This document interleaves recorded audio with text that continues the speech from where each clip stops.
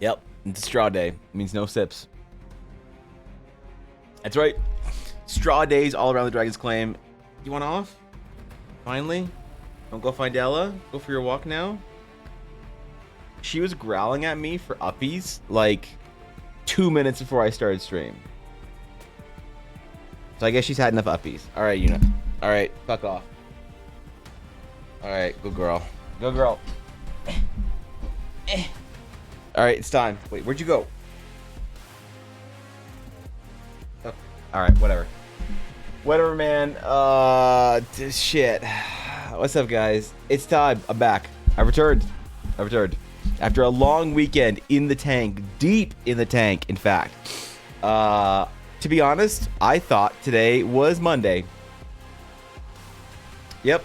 Thought today was Monday. I was like, oh man, I'm going to do so much work today and get ready for stream tomorrow. Nope. I missed 3 days of the week. It's fine. I actually worked ahead. I'm good. But it's one of those times, you know, when you like, all right, I never used to relate to this, but the idea of forgetting what day of the week it is now common to me. Unfortunately, except for Fridays. I always know when a Friday is because that's a different stream day. But as soon as the weekend starts, it's like, it could be Tuesday. I don't know. It could be Thursday in the middle of the week. I don't remember how many days I've streamed. Apparently that's like a productivity thing. You know, you're just so productive. You just don't remember shit. I'm hoping anyway, because now I need to prepare for my D&D game this week, and I have one less day to do it. So they might just fight goblins.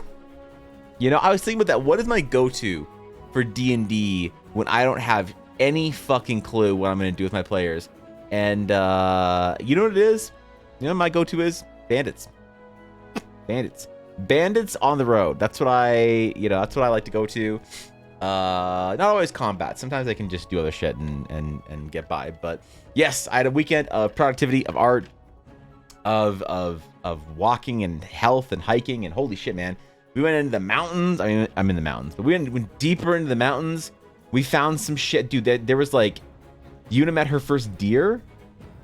She met her first deer. That was weird. You know, she didn't know what to make of it. I think she thought it was a big dog and wanted to go play with it.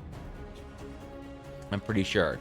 She didn't really know what to make of it, but she wanted to be friends with it. What's up? You leaving? You taking Una? All right. Goodbye, the Una. Have a wonderful day. Goodbye. That's right. I should have known what day it was, because it would have been weird. It would have been weird to have an election on a Sunday. Now I think about it, that would have been strange. But it's okay, because you know what? We're fine. The week has started. It has begun, and I'm ready. I have like plans in place, because listen, we need to talk about this real quick. We need to get all of our work done. All of us. All right. Zibsy, you need to get your work done. Blaze, McBluff, Atari, Garthan, L2. Listen, by long, Viddy, we all need to get our work done. What's up, Penguin? We all need to get our work done by Thursday. Because Thursday night, I believe, Thursday night is when Diablo 4 comes out. All right? So whatever you have to do this week, you need to get it done today and tomorrow. Because come Thursday, we're going to be in Sanctuary. Fighting demons and shit, man. All right? Choosing between Daddy Anarius and Mommy Lilith. If there's a choice. I don't think there's a choice. I think they're probably both evil. It's fine. But we need to get all of our work done. Because June 1st, that's Thursday, I think, isn't it? That is when Diablo 4 drops. I'm very excited about this. June 1st is also when our journey to the north, to the Runewind Festival, Journey Northwards, is officially starting. All right? And I am not going to tolerate any slackers. All right? Everyone is going to go off and at least say that they're doing stuff for the journey. All right? The amount of people who actually do stuff, probably very small. The amount of people who are actually going to go outside, probably single-digit percentage, you know? probably single-digit individuals, but the journey to the Runewind Festival is upon us. So we need to get a lot done this week. We need to get a lot finished, a lot of projects done. Patreon starts up back up on June 1st, which I'm excited about. I'm excited about doing some cool posts and shit for that, showing off some of the new stuff I've been thinking about and working on. So that's gonna be kind of PogChamp. Taking May off was weird. Taking an entire month off of a Patreon was strange for me. You know, it was like I felt directionless. I found myself wanting to post shit. It's weird. Burn everything. If there is no paperwork, there's no work. Exactly. Yep. Nope. So burn everything. Burn the paperwork. Burn the Photoshop. Burn the tablet. Wait. This might be bad if we return to the real world after. Also, the two new Sims kits dropped. Sims is still making stuff, Sam. Really? I didn't know anyone, like, I kept up on that shit. I didn't realize EA still made Sims stuff. That's awesome. Wait, is it a new game or is it just, no, it's not, it wouldn't be a new game. It wouldn't be like an expansion. It'd just be like DLC, right? Either way, hope it's good. If it takes you away from Diablo, I understand. If you're a Sims fan, die hard, you love it, and it takes you away from Diablo, I will support you and cheer for you to finish your bullshit in Sims so you can get back to Diablo with the rest of us. Come on, man. We need to all waste our lives on a Diablo game at least once every 20 years. Not mentally prepared for this journey. Listen, the journey is going to be tough. I will admit. It will be a dark one. But also, a new Diablo game has inspired me to return to a dark fantasy painting and artwork, which is kind of weird. I kind of like it, actually. I feel a little Dark Soulsy recently. Been ready, walking with sandbags in my hiking bag. Let's go. Really? Damn, Zibsy. What a Chad. Holy shit. Honestly, I'm a little concerned because I am having a awful bout of runner's knee. My knees are killing me. I went on this long ass hike on, I don't remember what day, with Ella on the weekend at some point. And there were a lot of stairs and they fucked my knees up. And then I went on a giant ass walk yesterday because I thought I'll just push through it. I woke up this morning, I couldn't go to the gym. I couldn't fucking walk. So I got to recover. I think I'll go to a physio, chiro, whatever person early next week and get some shit figured out. But yeah, I don't care. I don't care how much pain I'm in. I am doing the 100 kilometers every single month. And we'll see what happens at the end of summer, man. I have really ambitious goals. Maybe they're not that too ambitious. I have ambitious goals at the end of summer. By September, 10 pounds a month is a bit much, isn't it? Okay, I have less ambitious goals. No, at the end of the summer, I hope that there's going to be a noticeable difference in my health and in me and in anyone who wants to try to do the challenge. Also, I'm thinking about doing one of the official like Conqueror challenges or Pacer challenges or something like that because I want to see what they do for like lore and things like that. I think it'd be kind of cool. So yeah, if we're dropping the same day as Fitness Challenge, Monk. Yeah, this is not good, Cobalt. This is not good timing for Diablo. I've been playing the Fitness Challenge for months. Diablo could have thought this through, all right? Because it's supposed to be the 2nd, I think. The early access starts, but I think it starts early access starts like on the 1st, but late. I don't remember this shit, man. I'm excited either way. It's not gonna be that hard to do 4 kilometers a day. I think, even with Diablo, that's like a 50-minute walk every day. That's not impossible.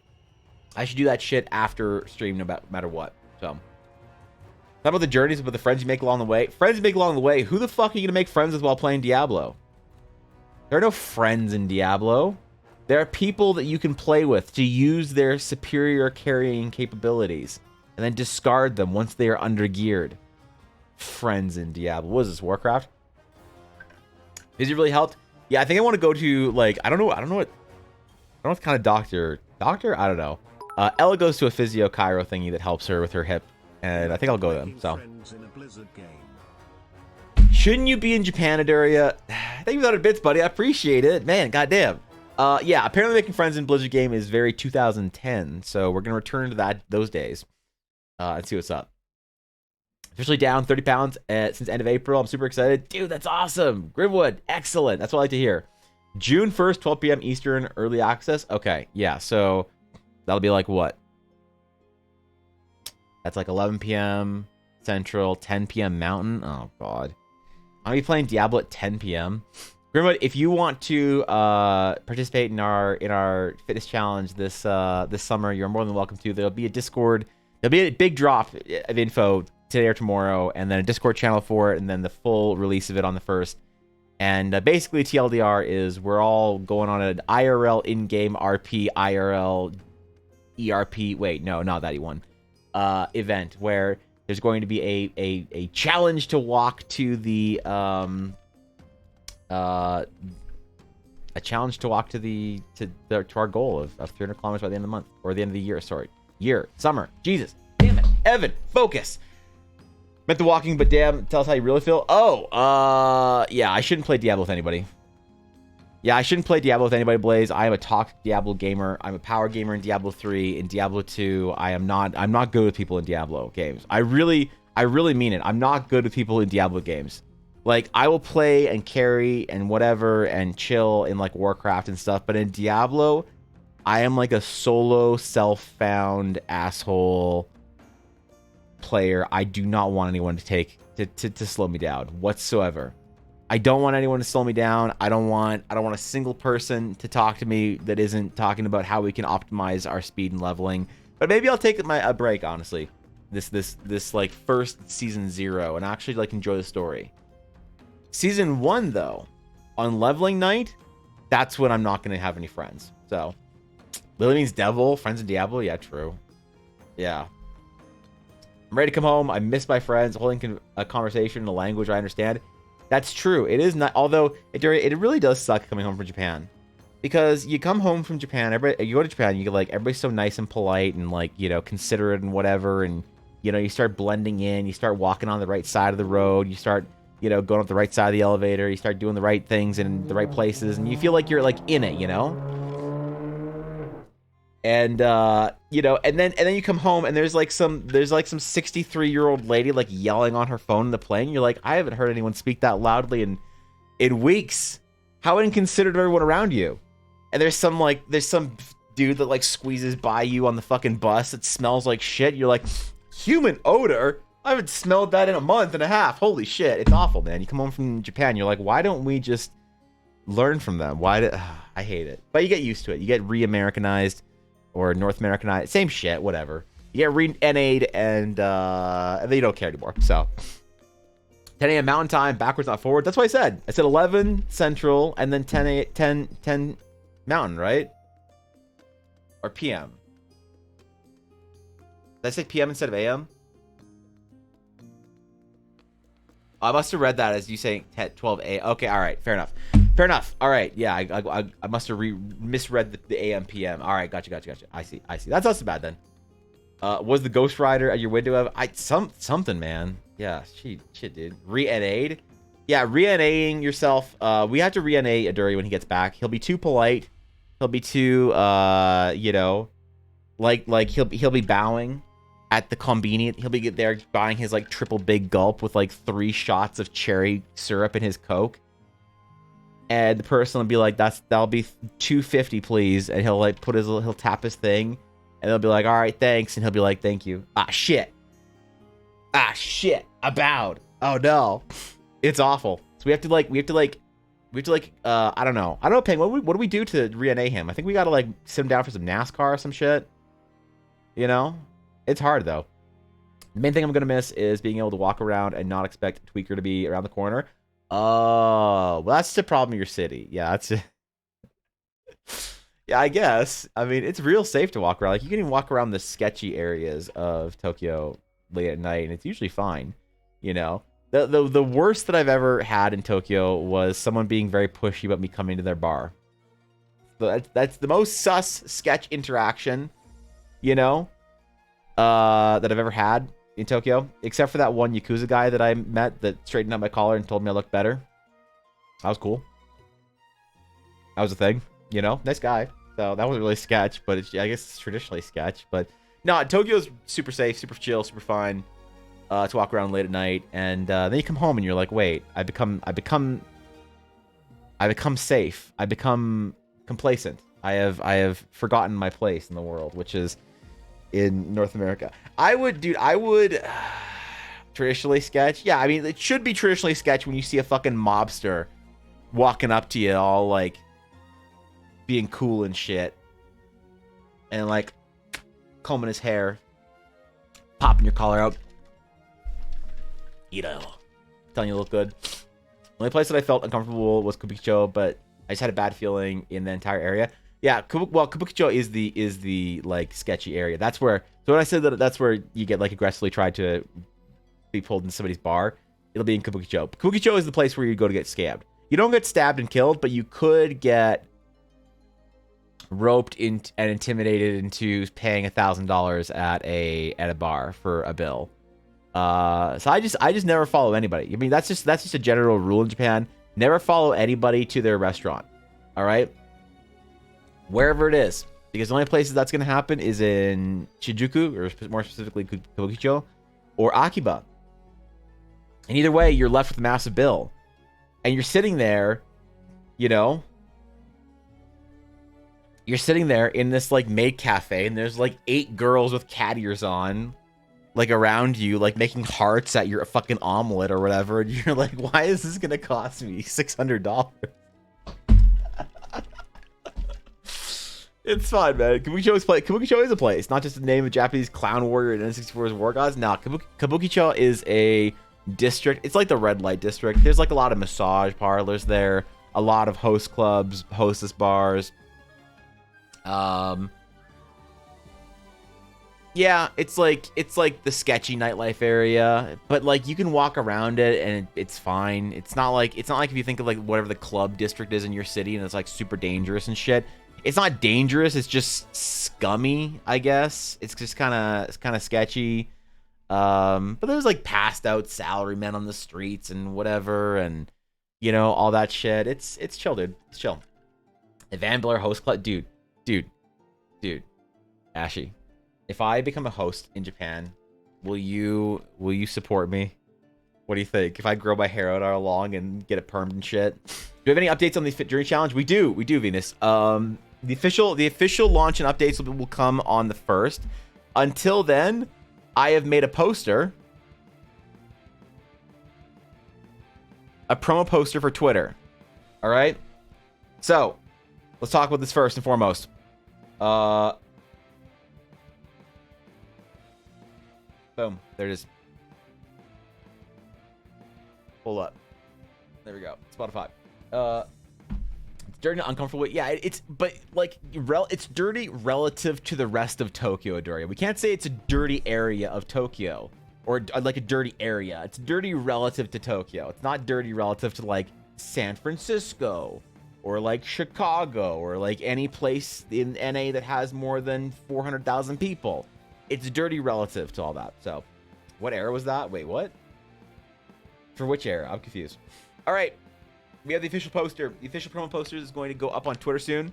The Journey to the Ruin Festival Virtual Fitness Challenge. Journey with the Guild for the first ever scuffed in-game IRL event. Just like those cool virtual walking challenges, but free in Eldara and kind of scuffed, TBH. June 1st to August 31st. More info in the Discord. This is just kind of a shitty poster because it makes it feel sort of official. I was a graphic designer, by the way. These are all things that the poster says, by the way. Imagine traveling across the vast worlds of Eldara instead of walking to get food at 11 p.m. Also, maybe go for a hike. That'd be cool. Yeah. Unlock lore and earn a location medal for each stretch of the challenge completed. Sign up for free and talk big about all the cool stuff you're going to do this summer in Discord today. Now, the poster is not officially unveiled yet. The Discord channel does not exist yet, but I will create it now. I will create a Discord channel now for the Journey Challenge. Where should we do it? In the Guild Hall, Guild Tavern? There we go. All right. New channel, text, Journey. Should we call it Fitness Challenge? Summer. I don't want to call it Journey to the Ruin Festival because nobody's going to know what the fuck that is. So, the Summer Fitness Challenge.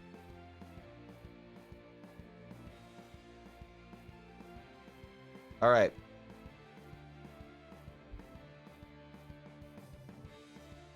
Official post soon. PM. All right. Official post soon TM. This is where we're going to talk about our progress. This is where we're going to track it. This is where we're going to do this shit. It is going to be in the official Discord of the Dragon's Claim. The official location of the official fitness challenge of Evan Blair Art. So, more to come on June 1st. But basically, you know the deal. You know the deal. Thought the part but forgot to say it. Yeah. Okay, fair. You have your first exam on the 2nd. Well, you have a whole day of hiking. The era of rock making videos of your quest for the cat girl make cafe. Oh, okay, yeah. All right, fair enough. Oh god, there are certain memories that I've blocked out of my time streaming McBluff. So I could probably clear 100 kilometers, but not the 200. That's fine. There's gonna be a cool badge for each one. It's not like, so I didn't want to do like a gold, a silver, and a bronze completion badge or whatever. I don't want to do anything like that because it seems dumb. Because it makes it seem to me when you have like a gold, a silver, and a bronze, it makes it feel like if it's just the same badge in different colors that you earned, you know, you earned like a lesser version or whatever. For me, I want to do them as location badges that that each one can be sort of a marker that you can shoot for if you want to. Because still, you think about it, 100 kilometers in 3 months, that's a lot, dude. Still, even with 3 months, that's a kilometer walk a day. That is a 10-minute walk. Let's say a 12 to 15 minute leisurely stroll every day. You go outside, you stroll 15 minutes, come back home. And you do that every single day this summer. That's 90 days. You'll hit it, probably. You just have to do a little bit of extra here or there. And that's a lot, you know. And if that's good, if you're like, shit, man, I'll do a stroll every day for a fucking badge. That's the badge you get. If you want to go super hard Pepega mode and go like for a 3 to 4 kilometer walk every single day, we're talking 30 to 50 minutes. Then you can shoot for the 300 badge. But if that's not your goal and you don't care and that's not like whatever, and you're like, I don't have fucking time for that, man, or like I gotta play video games or whatever. Then that's cool. You can shoot for whatever badge. So I don't ever want there to be a feeling of like lesser whatever. So just a small town boy. Wait, born and raised in South Detroit. No, we're not going to, no, Jesus. We're not going to South Detroit. Here's the desert there. Took the via rail going. No, stop it. Stop. Put the 80s back. I walked downstairs for Doritos. Is that worth participation trophy? I will make you a participation trophy. Ashley, if you promise not to walk at all. Yeah, if you promise not to walk at all, and you somehow do not walk more than 100 kilometers by the end of the summer, I will give you an official EBA participation trophy. So, yeah. I did the Hadron's Wall challenge, which was 144 kilometers. Took me about a year to do. That's insane, bro. That's a substantial challenge. I mean, if you look, it's up to you. If you want to shoot for a medal, a badge, I will be printing out, and I feel like this is a bad idea. This seems like a bad idea, but I'll be printing out physical badges for everyone who earns them and wants them. And here's the thing. What's the most amount of people that would probably finish the challenge? How many badges do I need to print out? If I can print 9 to a page, and a page is like $5, you know, how many people are really going to hit all 3 badges, whatever? How many people are you going to enter this or want to compete or try and then have to pay like on average like $2 for postage per person? Like, could cost me like a couple $100 if enough people do it, but I feel like that's fine, right? I'm just worried. There's no way it's like 100 people. No shot. Yeah, this is fine. It's not a bad idea. It's not a bad idea. So I will be printing out physical badges for everyone who wants them at the end of the summer.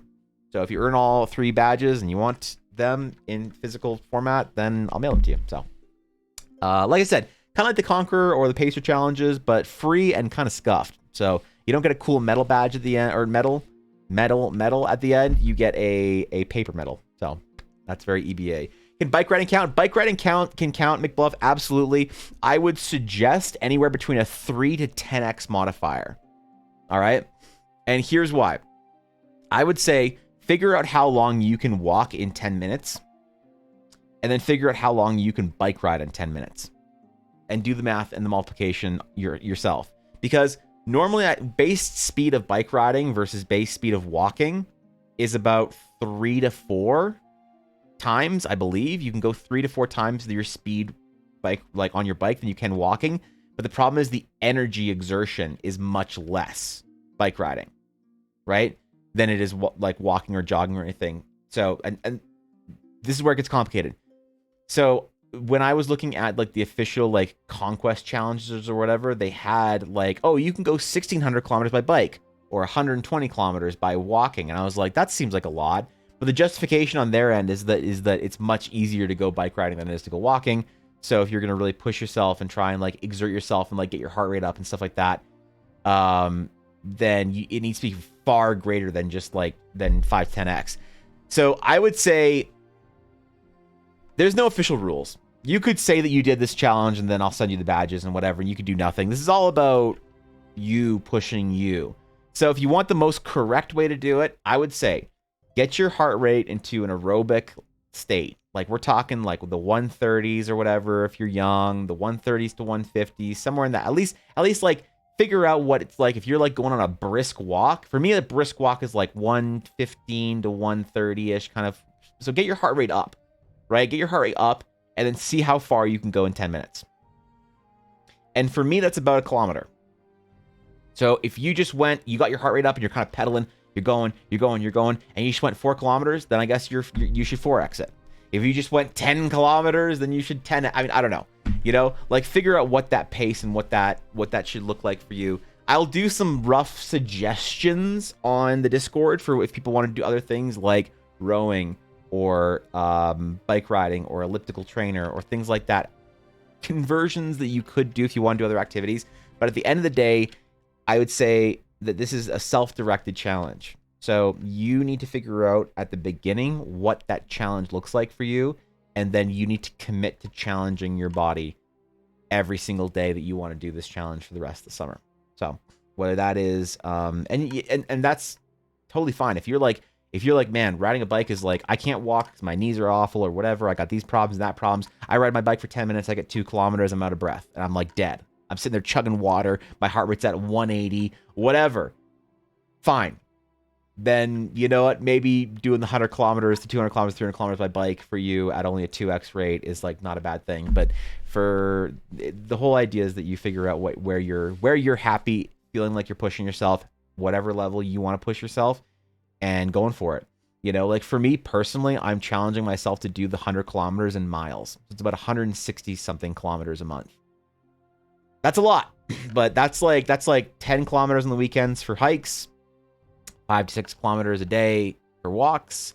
That is a morning walk at the gym for about 2 to 3 kilometers, and then a walk after stream for 3 to 4 kilometers. And I'm committed, man. That's what I'm doing this summer. So, and the road trip will be Stanton. Where are you going to Stanton? Fuck yeah! I can legit bike for hours, an hour, man. I love that bike riding. Yeah, and so for real, whatever it looks like for you, then you know, get after it. It's like fun though, especially since I'll be doing a lot of walks while I'm in San Fran this summer. Totally. And again, also, so you can also choose how you want to sort of calculate your distance. If you want to look like yesterday, I walked 15,000 steps, and you can take about 1,200 steps per kilometer. So it's like, okay, well, did I do, you know, whatever. But when I was tracking it, walking, tracking it, like, oh, I'm on a walk now, I'm contributing. I only did about 6 kilometers yesterday, right? The rest of it was just walking around the house or walking to go get the mail or whatever, walking to, you know, do whatever I was doing. So you can choose to track your total and then just add that in and just track it passively, or you can choose to track it. You know, I would just encourage you though, if you like track it and your watch is like, oh, you walked 2 kilometers today, and you're like, wow, I sat at my computer playing, you know, Diablo, eating Doritos all day. I guess I just walked 2 kilometers between the bathroom, the kitchen, and back, and whatever. I would encourage you to then change your tracking method. But again, this is about, you know, the problem with not the problem, but the reality of fitness is you're on your own. Nobody cares if you get fit. Nobody actually cares about you. Nobody cares about me. Nobody cares about whether or not we are fit or healthy. If you and your gym bro are like, hey man, let's go to the gym, and your gym bro's like, ah man, I got a headache today, and you're like, okay. You're not gonna be like, nah, bitch, get up. Like, I don't care if you got a headache. Like, you have to have that yourself. So I would say that this is also an exercise in developing that voice in your head that it took me a long time to develop last summer, and I still struggle with. That tells me that I need to push myself harder than I should. So we're gonna encourage each other. We're not gonna leave each other behind. If someone expresses interest in having that push, then we'll push. But you go at whatever pace you want. I would just encourage you to try and find a little bit of whatever the strenuousness is that you could, of walking every day or moving every day could be. So, how about go by car? I would encourage you to. Yes, by Jeep preferably. So, yeah, Jeep. A checkpoint system that emails you a little postcard of the site. You basically pass with some history behind it. So there's gonna be a similar thing in the Ruin Festival challenge, but it's gonna be shitty.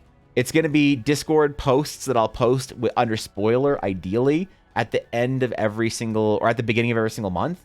So you can, like, unlock it yourself, basically. When you hit the 50-kilometer mark, you can see the base camp that you stop at, read some lore. Maybe there'll be concept art for it. I hope there'll be concept art for it, if I have time for all that, for every single location. And I want to do it similar to those challenges. Next year, I am going to be paying for the official API for the Conquer Challenge. You can do that. You can actually pay. It's like 300 US for 25 participants, and then $10 for every other participant. It's meant for like companies and corporate shit, where you can create your own sort of like walking challenge through the Conqueror API and have it on the app and have it with everyone. You can track where you are, where L2's at, where Steel's at, where Venus is at. You can track where everyone is on the challenge. And I'm going to do that next year. But the problem is, yeah, it was like $300 plus then $10 per supporter or per person after that. And it's supported up to 25 at the beginning and then whatever. So depending on how this does and depending on how things look next year, I'll if people are interested in taking this seriously this year, then next year I will pay for it to have its own app through the Conquer Challenge app. And for us to be much more official, and for it to do that, for it to automatically email you when you get stuff, a location, postcard, art, whatever, for a new trek that we're going to do next year. So this is the trial. This is the scuffed version this year. Next year will be the much more official one if this goes well. So used to be able to bike 6 miles in 15 minutes, half of which was uphill. I was zooming. That's intense, dude. Yeah, that's actually intense. I have two questions. All right, one, if I do both, then do I divide my bike distance by my multiplier to get the base number to about 100? And how do I track stuff? I don't have a fancy magic watch. So, yeah. If you have a phone, Venus, there are apps that you can use for your phone that'll track your distance GPS-wise. Otherwise, you can take a location that like is a certain amount of distance away, try and bike that, try and gauge it, and if you need to sort of like figure it out and like eyeball it and just kind of like guess, like do your best guess for the challenge, Venus, that's okay. That's totally fine. There's no official rules here. There's no official app. There's no need for fucking smartwatches and shit. You can say, hey, I want to go for a half-hour bike ride every day. I biked from here to there in a half hour, and that's about X kilometers, and that's good. So if I do a half-hour bike ride every day, and I'm like, not just like slogging, I'm like actually riding my bike, then I will meet the challenge. And so for you, the distance thing can kind of get erased, and you can think, did I do a half-hour bike ride every single day? And if I forgot a day, then I do 45 minutes the next 2 days or whatever. You can do lots of different ways. I don't want anyone to be stressed out about this being like super precise or nitpicky. I want to encourage people to push themselves and to try and track them and hold themselves accountable to whatever variables and shit they want to. But at the end of the day, if you're going outside and you're moving, you're doing shit and you're having fun, you're getting fit and whatever, that's all I want, man. That's the story. Just go on an adventure, go on a journey. If you want to just go hiking, every weekend or some shit, go for it. Like, that's awesome. Big ass house, a bathroom, kitchen, and a bedroom, 2 kilometers. Doesn't everyone live in a 8-story mansion? Oh, it's just a Canadian thing. I forgot. Yeah. Ooh, whoops. I let the Americans know about Canadian real estate prices. Ooh. Ugh. Sorry, L2. Sorry, Zibsy. I let it slip. Oh shit, my bad. My bad. Stairs gonna be worn down to hell? Hell yeah. Dude, hamster, if you do this shit on stairs, oh man. If anyone chooses to do this on the Stairmaster at the gym, they're getting like an iron, like I'm gonna fucking get Ella to like to dip their card in like iron fucking metallic resin or some shit.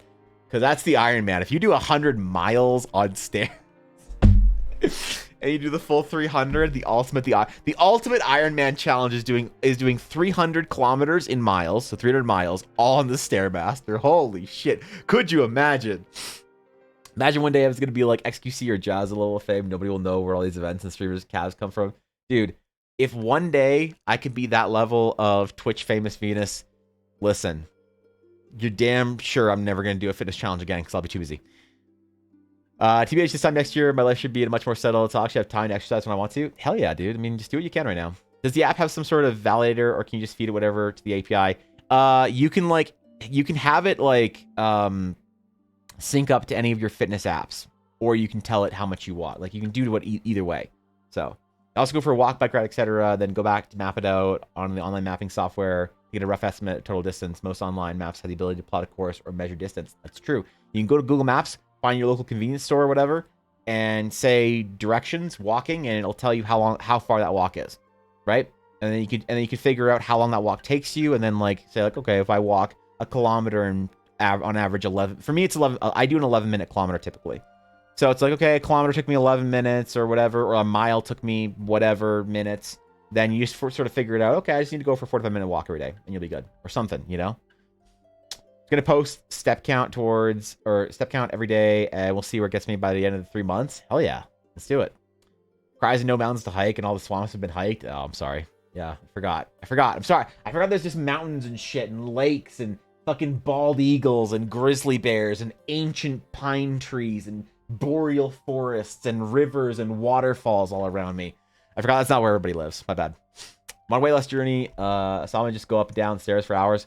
Hamster, that's awesome. Listen, anyone who is doing this challenge or using this challenge as part of their kit to lose weight this summer, I am rooting for you. I'm there with you. I'm there with you because this is my goal. My goal, my ambitious goal would be to do 10 pounds a month and be 200 pounds by the end of the summer. But I don't think that's doable. I think that's a bit too ambitious. 10 pounds a month. That seems a bit ambitious for me.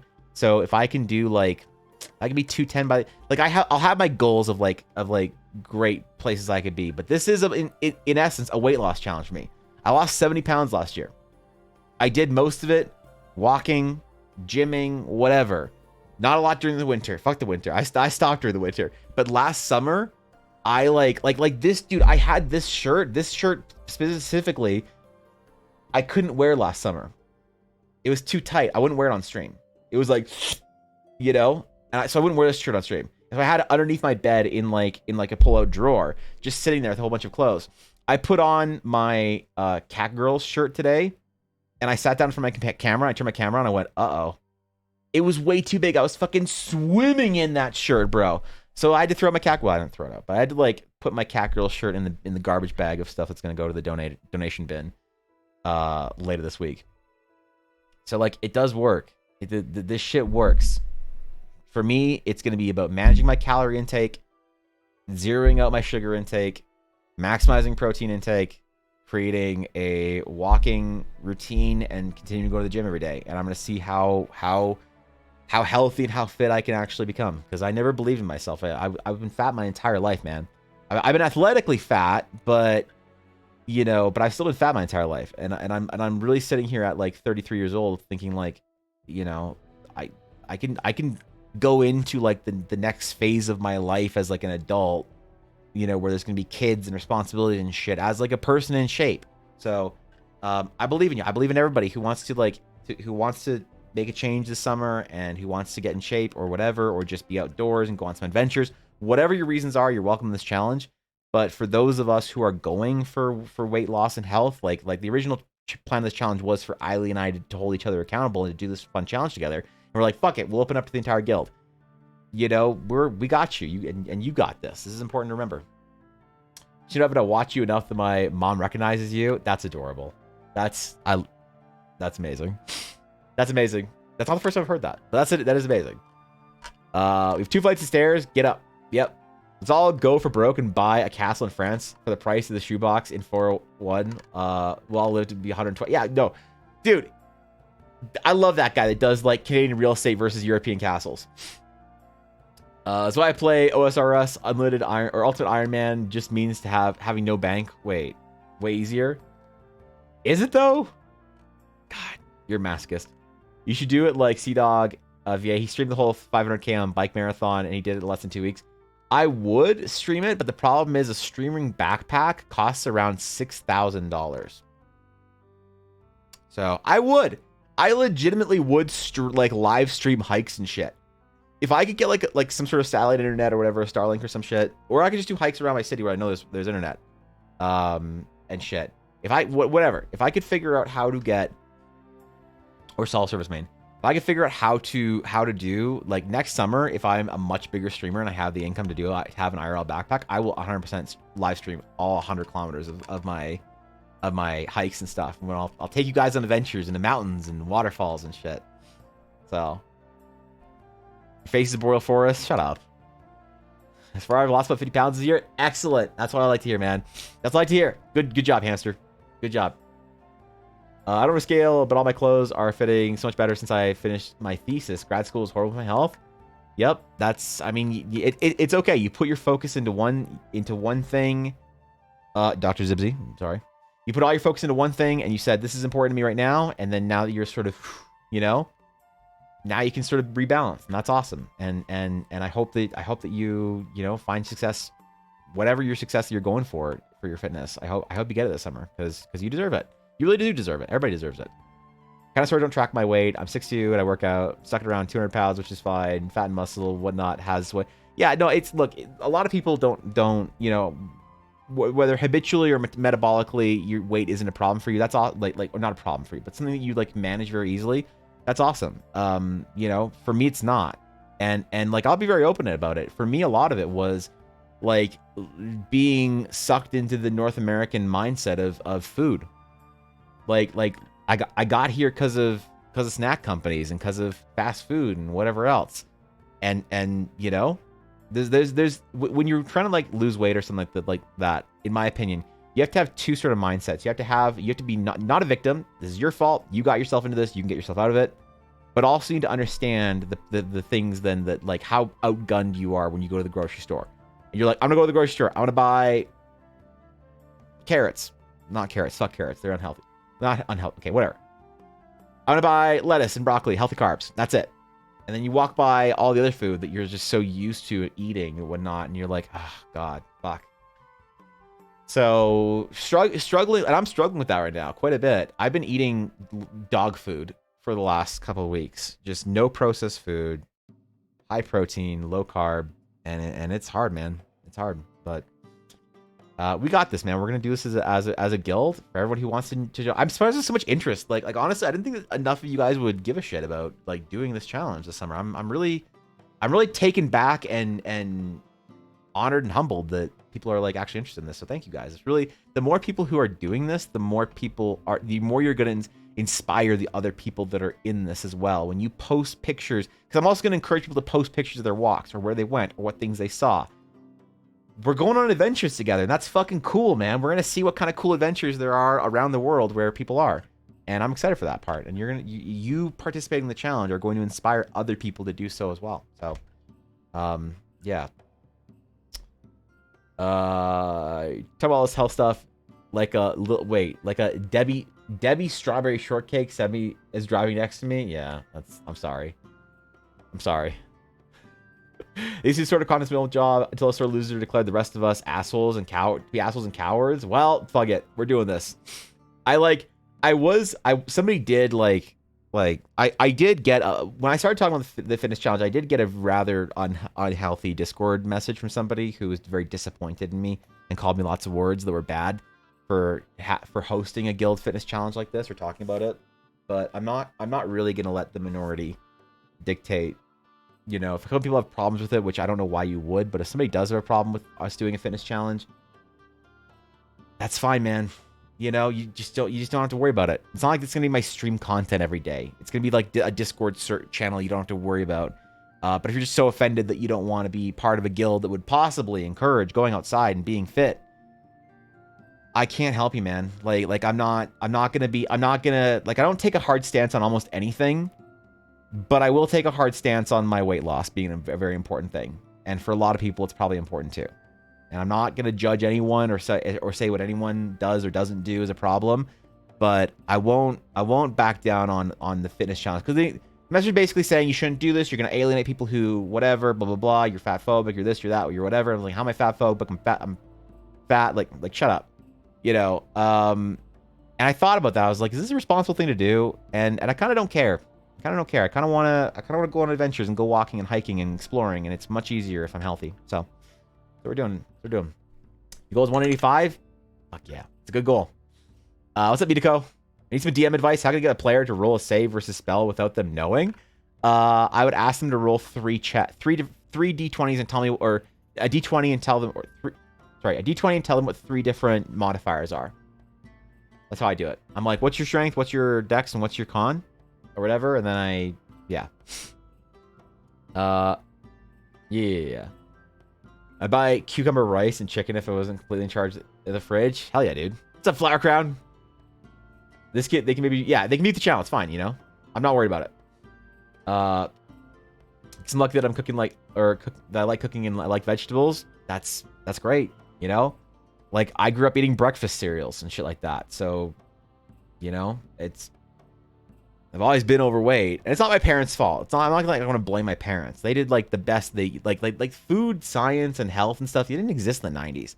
You sat down your kid and you put a bowl of fucking Frosted Flakes in front of them. You sent them to school with like a bologna sandwich, and that's just what you did, man. You didn't worry about it. You didn't think about this stuff. You bought soda on the weekends because it was fun. And my parents were very good about it. I really gained a lot of weight when I became free.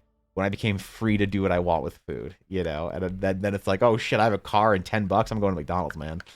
You know, are they mad? They were mad because they said that I was alienating people who were larger in the community if I do a fitness challenge. I don't really see it as an alienation because I'm not judging anybody.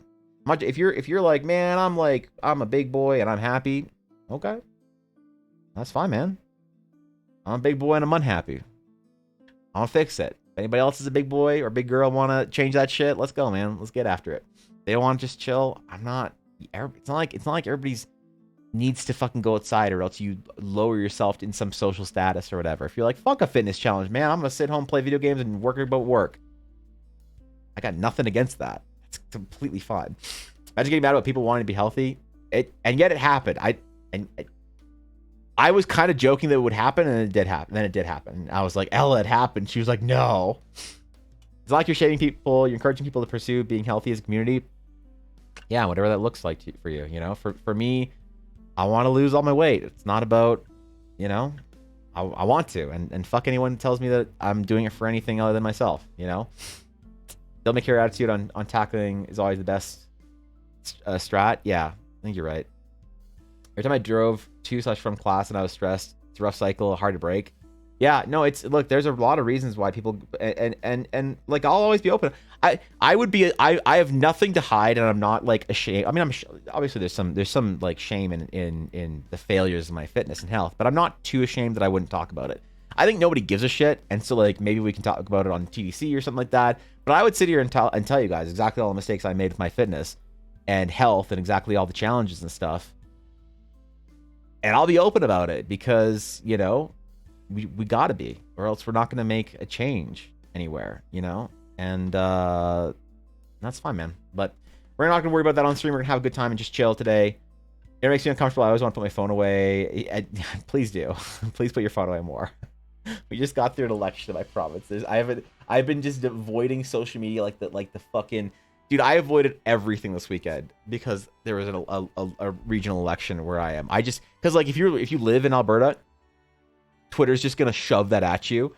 So I've been deep in the tank all weekend, just working and hiking. That's all I've been doing, man. And I'm re-emerging into society today. So, and to be clear, mods will not tolerate anyone discriminating against anyone on stream or Discord. You'll be banned if you talk down to anyone about their weight. No warnings. True. Yep. There'll be no We will only allow for shaming if it's hilarious between friends. And the Discord's probably not a place to do that because the mods won't know.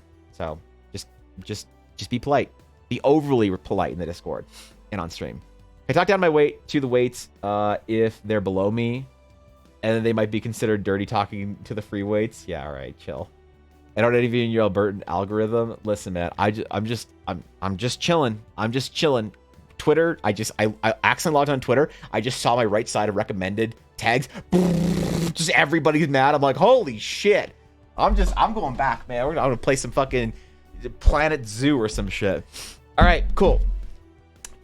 So that is the poster is up. I'm gonna post it. The channel is up. Yeah, we're gonna do this. It's gonna be kind of fun. Hopefully, I don't know. We'll see. We'll see if anyone wants to actually like finish it. Until then, today we're gonna do some painting. We're just gonna chill. We're gonna relax. We're gonna make some art. We're gonna talk about how to improve at art. I'm gonna give a Bob Ross like tutorial for the last hour. You know, so if you ever wanted to know what it was like for me to sit here and ASMR you to sleep for an entire hour, that's gonna be a new experience for both of us. But yeah, man, I'm excited. Does anyone have any plans for this? Like, has anyone like thought this through? Is this like, has the fitness challenge been like a thing anybody's been contemplating? Cause I'm just really curious if anyone's like actually been like going deep on it or whatever. For me, I've been like thinking about it and trying to prepare for it for a while. Which is good. I've been going out hiking more. I've been fucking my knees up, but I gotta figure that shit out. And I don't know. I'm looking forward to it though. Zero warning whatsoever. I'll happily spend any toxic bullshit. My hammer is hungry. Yeah, true. True, man. The mods are looking out for everybody.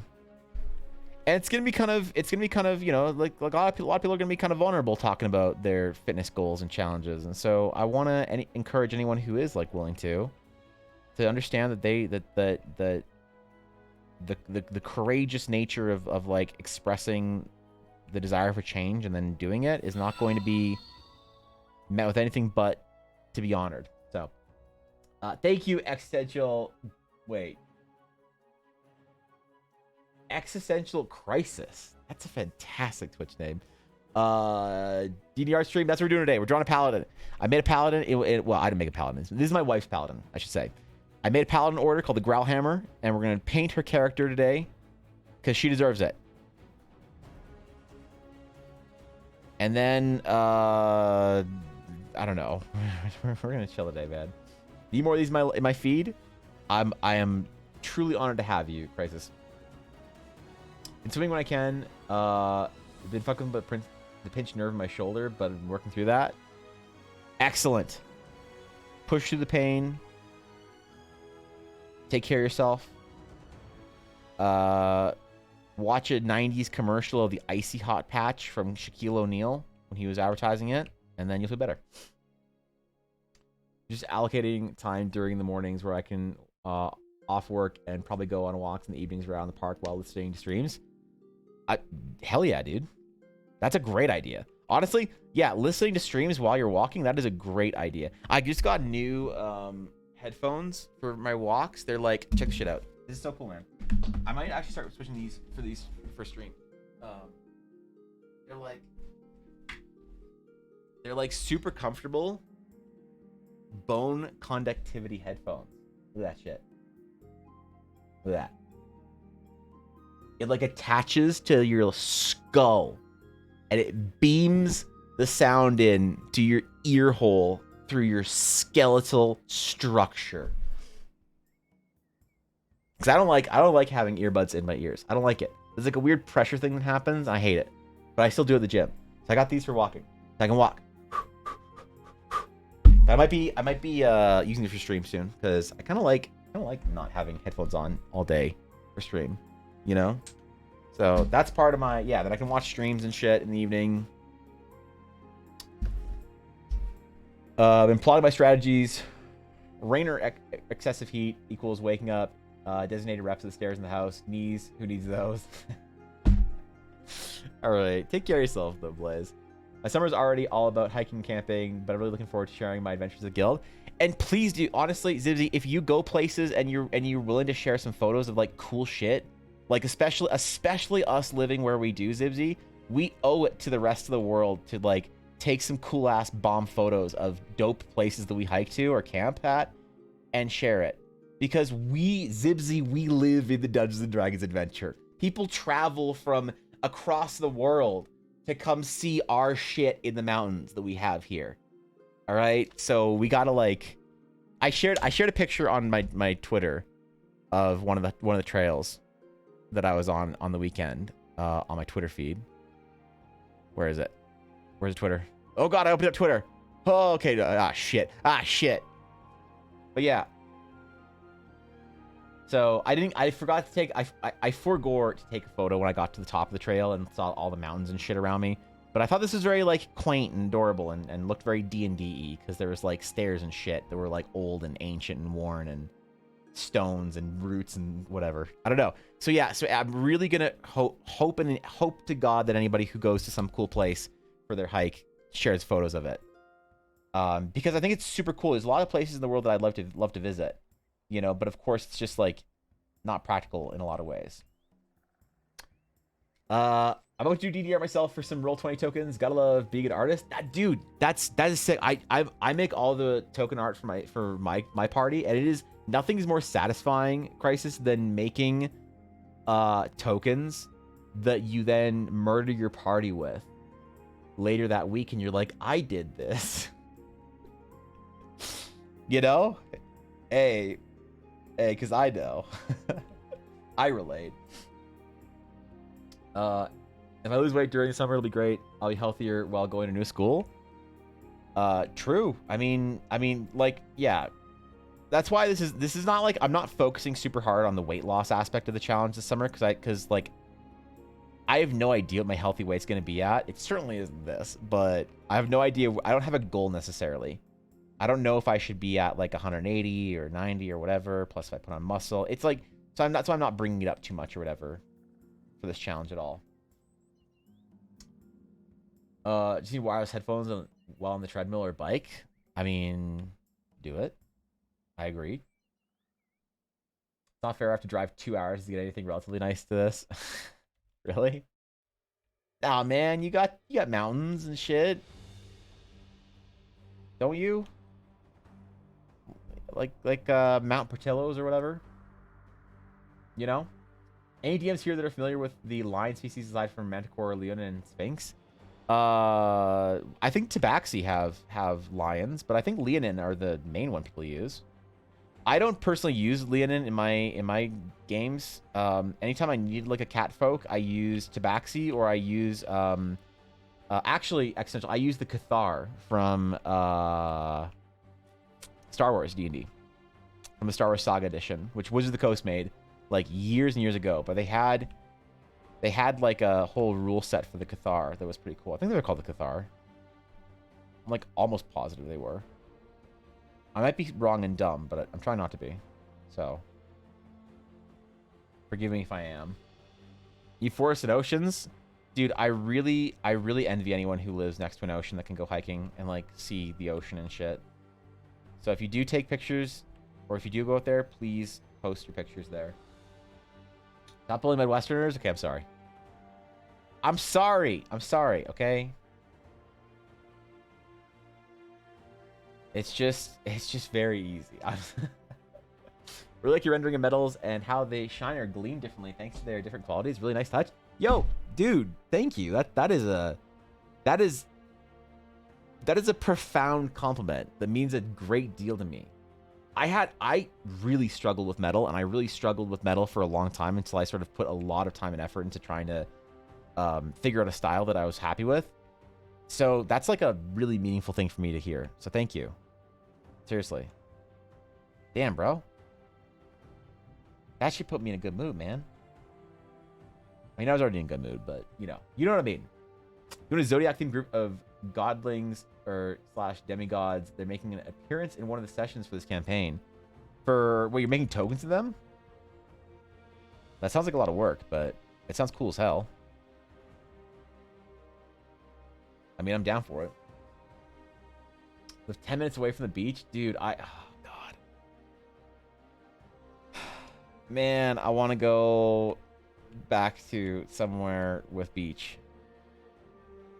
I would do very well living somewhere with beach. I would go for swims every single day. I don't care. I guess it couldn't just be beach. It has to be like warm water. Like it can't be like San Diego or something where with like cold ass water. But like last year when we were visiting family in Maui, I went to the beach every single morning. And I swam and snorkeled for like 2 hours every single day with Ella. And I do not give a shit. I would do it every single day. Murka would be happy to go on 10K walks. I mean, more jogs when you're that big for a dog like Murka, right? Still, take him. Doc, you responded to me. I got stuck with nearly 2-minute long ad. Oh shit. That's brutal. I'm sorry. Twitch. Oh god. You know how Twitch is. I did. I said it sounds pog as hell, but were you making tokens for all those demigods, or are they just a project for your GMing? I think I asked you that question. I'm pretty sure. It sounds dope. I dig it anyway. All right, should we color in the crest of the Growlhammer? Now the Growlhammer is an important relic that I have not yet designed, so I don't know what the emblem is going to look like, to be honest. Maybe that's committing too much to something right now. Maybe I just like make it look like a fancier silver or whatever. Or maybe I make it out of mithril, like the other blues are. We can do that, actually. All right, we'll try that. We'll try it. We'll see how it goes.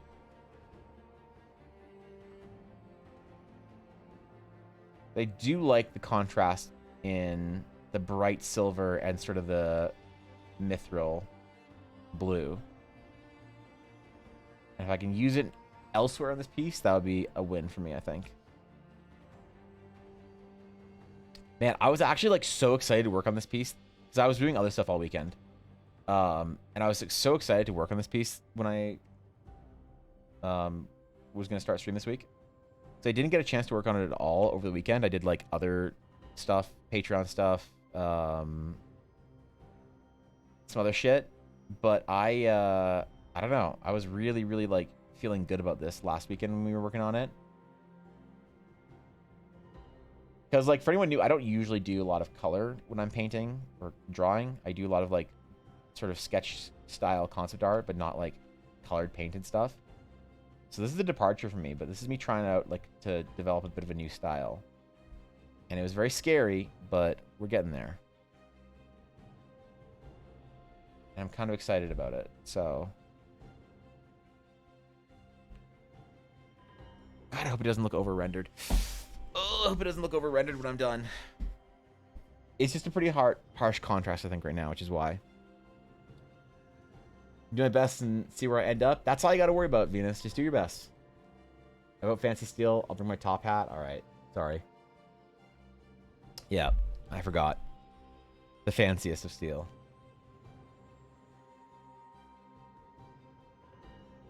Not as edgy though. Fortunately, there's no Reaper anywhere on the steel, so the lesser of the edgy steel options.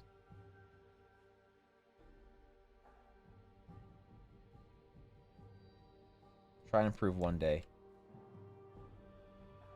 It's so obnoxiously reflective that I kind of don't know how to handle it, but I feel like this is what it looks like to handle it, or at least to try. The messy attempt is all that's required. Yo, thank you, Hails Kenobi, for the follow. I appreciate it. Hello there. Yeah, man. I always appreciate a Kenobi. It's literally my alert. Actually my alert, man. Good for binding elements with divine light. All right. All right. You're the expert, okay? Steel, you tell me. I'm just listening. The alert worked out perfectly. That has been my not going live. My follower alert since I started streaming. I have never wanted to change it, nor have I had any sort of contemplation to change it. I plan on it being my alert until the end of days, as far as I'm concerned. Thank you. The Corn Gremlin. Wow, what a fuck. Holy shit, that's an amazing name. Thank you, Corn Gremlin, for the follow as well. Hello there to you too. That's some like Iowa level Twitch name. Holy shit. I appreciate it. But yeah, that has been my follow alert since the beginning of time. Even when I like get around to doing custom alerts for my stream, which I should do like probably 2 years ago, I'm not changing that one. That one stays the same. And I'm not going to hear any protests about it.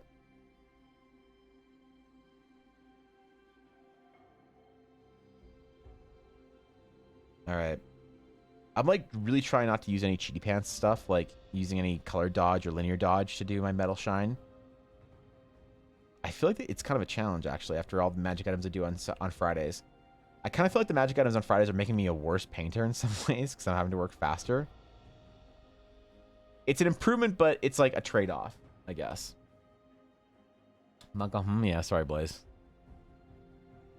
Sorry, I invoked the corn fields without discussing that with you first.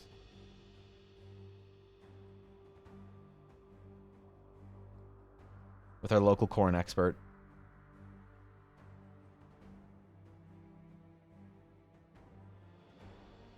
Actually, no cap, Blaze. Now I'm like contemplating going to the farmer's market and getting some corn. In honor of you and in honor of our friendship, I'll commit to it, okay? I was thinking about it last weekend. I ended up going to the farmer's market, though. I will do it for you this weekend.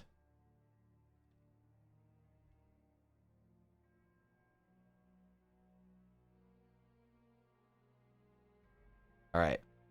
All right. Okay. Your shield is almost good. It's almost at a place where I want to leave it for now and, like, come back to it. Same thing with her breastplate and shoulder. Oh, I need to do her glove, too.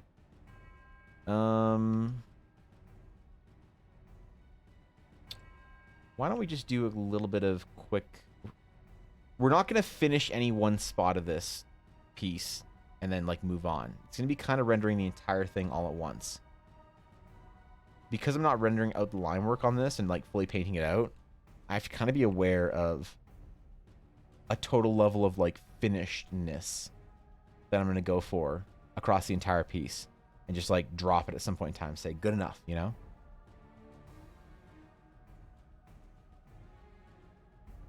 But we can try to get it mostly, like, most of the piece looking finished, I guess. And then we'll figure out how much further we need to render it. No cap, had some sweet corn yesterday. It was actually amazing, except I forgot to add butter and salt. How do you forget? We want some corn on the cob. Haven't had it in a minute. But which way do you eat corn, though, Steel? Do you eat corn the long way? Or... like, properly? Or do you eat it the short way? You know the corn song? I do not know the corn song, and I'm worried that there is a corn song. So. Should probably go get some corn for the week, too. Whether good for it, too. I mean... I'm not telling you not to. Dude, I'm going to stop at the farmer's market, and I'm going to get the biggest steak I've ever seen this weekend. I do not care. Ella and I are going to go for a long-ass hike. Or, sorry, next weekend. Ella and I are going for a long-ass hike next weekend, and then we're staying out, like, camping out that night. So we don't have to drive back. Because we're going pretty deep in the mountains. And I do not care. I am going to buy the biggest steak for us that I've ever seen. And I think I should get some corn with it as well at the farmer's market. Put the cob on a drill and spin it for maximum corn nomming? Okay, yeah, that's... alright. Isn't that like lose a teeth, speed run any percent? Just lose any of a teeth? could be wrong. I'm not an expert in these things, but yeah, can you please set it in the corn song? What? I don't want the corn song. I must have missed a month. What do you mean, bro? Victus! Holy shit, bro. Victus. Thank you for the 26 months. How you doing, buddy? How you been? How are you in Myth? Good to see you, bro. Always a pleasure. What's going on, man? All right. Corn's kind of meh here. I like it in salad or soup, but that's it. I've never had corn from across the world. I wonder if it's better from, like, NA. Like, what is European corn even like? I don't even know where they grow corn in the EU or whatever. I assume it's similar.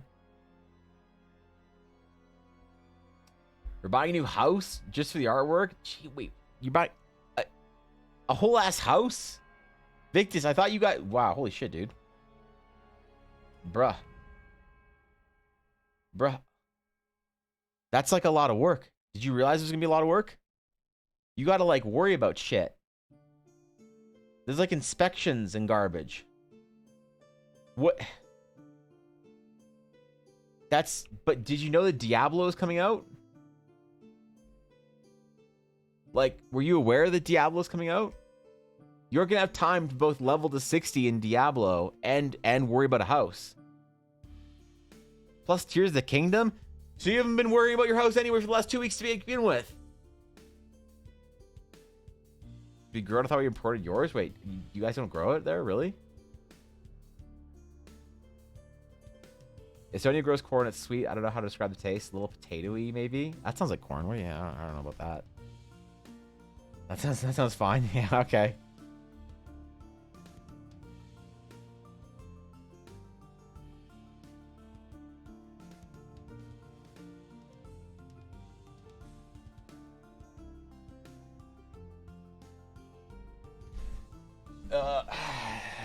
Just for the art. Wait, couldn't I find a good frame? Wait, for what art?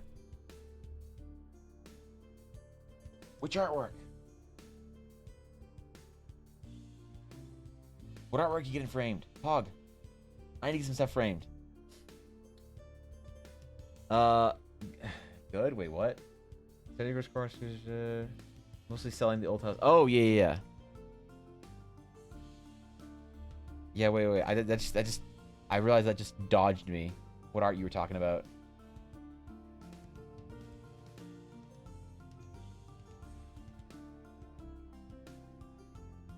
Never had corn being described as having potato-y flavor.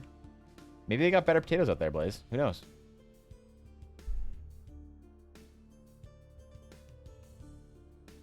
Maybe the Estonian potato game is, like, on point. My prints framed and I need to go pick them up? Which prints? Which ones? Which artworks? What prints? I'm so confused. I need pictures. You can't talk about art with me and not get pictures. I still have a print in a big roll tube that's like 40 inches long that I need to figure out where I'm going to put it. Because I got it sent to me from an official art store. Not a print store, an art store. And I need to figure out where to put it. Emporium and TDC. Right. Okay, Emporium. I have so many prints to get frames for. Why would you get frames for prints, bro? Just get a binder. Get a binder like Cobalt. Cobalt has like a Pokemon binder for his prints. Yeah, like got a whole section for his Hollow First Edition prints. I like 3 binders. Okay, sorry, yeah. Sorry, sir. Yeah, my bad. I underestimate how many binders you have.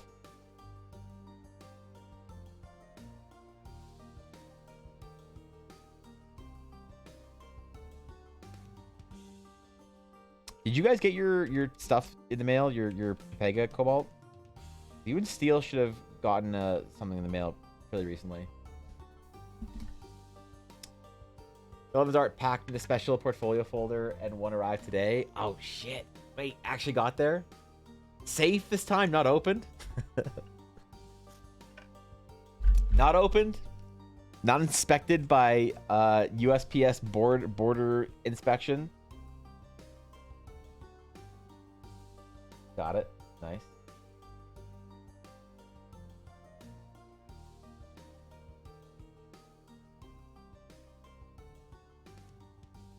Oh, that reminds me, Victus. I need to send you the most recent color stuff because I put about 20 hours into painting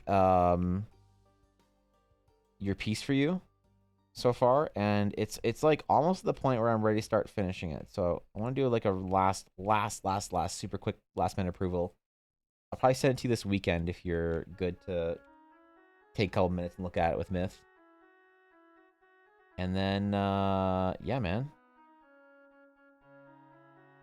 I'm excited to show off what I've been flexing with and learning over the last couple of months, trying to design a new painting style. Send on over. All right, PogChamp. PogChamp. Got some stories to hang up, then some posters, and after that, I'm going to work on prints and art I have from you. Why would you put anything I make up on your wall ever? Why would you ever put anything I make for you on your wall? It's all just cat girls. Blaze, I know people don't want to... I know you didn't want to reveal this, but I'm a dox you, bro. You guys know how I've been supporting myself as an artist this entire time streaming? It's doing cat girl commissions for Blaze. Okay? I do 3 a month. It's lascivious. All right? You can't put that up on your walls. Your mom will see. That's what I got was the print store order, everything that was smart or was small card art. So I haven't gotten anything super recent. Okay. Soonj then. Soonj. Before I forget, just wanted to drop a quick apology for the rapid fire series of perspective tutorials posted last week in Work in Progress channel. It's their preferred format for something like that for future reference. I mean, you could. Wait. I didn't see any. Wait, was there an issue?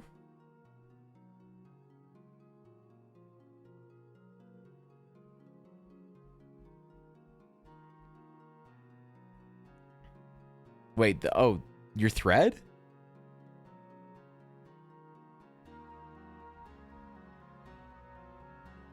Wait, yeah, your thread was awesome, Flower. What are you talking about? I don't know if there's a better. Had thought about it afterwards. Was just put, no, dude. You're good. You're chill. Wow, this was great, bro. This is awesome. No, don't worry about that. Listen, if you're posting this shit every 2 days, like giant tutorial thread things like that, or like process threads, yeah, like all right, that may be a little spammy, but like if you drop one of these now and then, that's fucking sick. What are you worried about? That yeah, no, I love this. Bro, like more of this, more, please. This was awesome. Yeah, no, if you were worried about this at all, just wash your hands of that shit. Do not worry about it even for a second.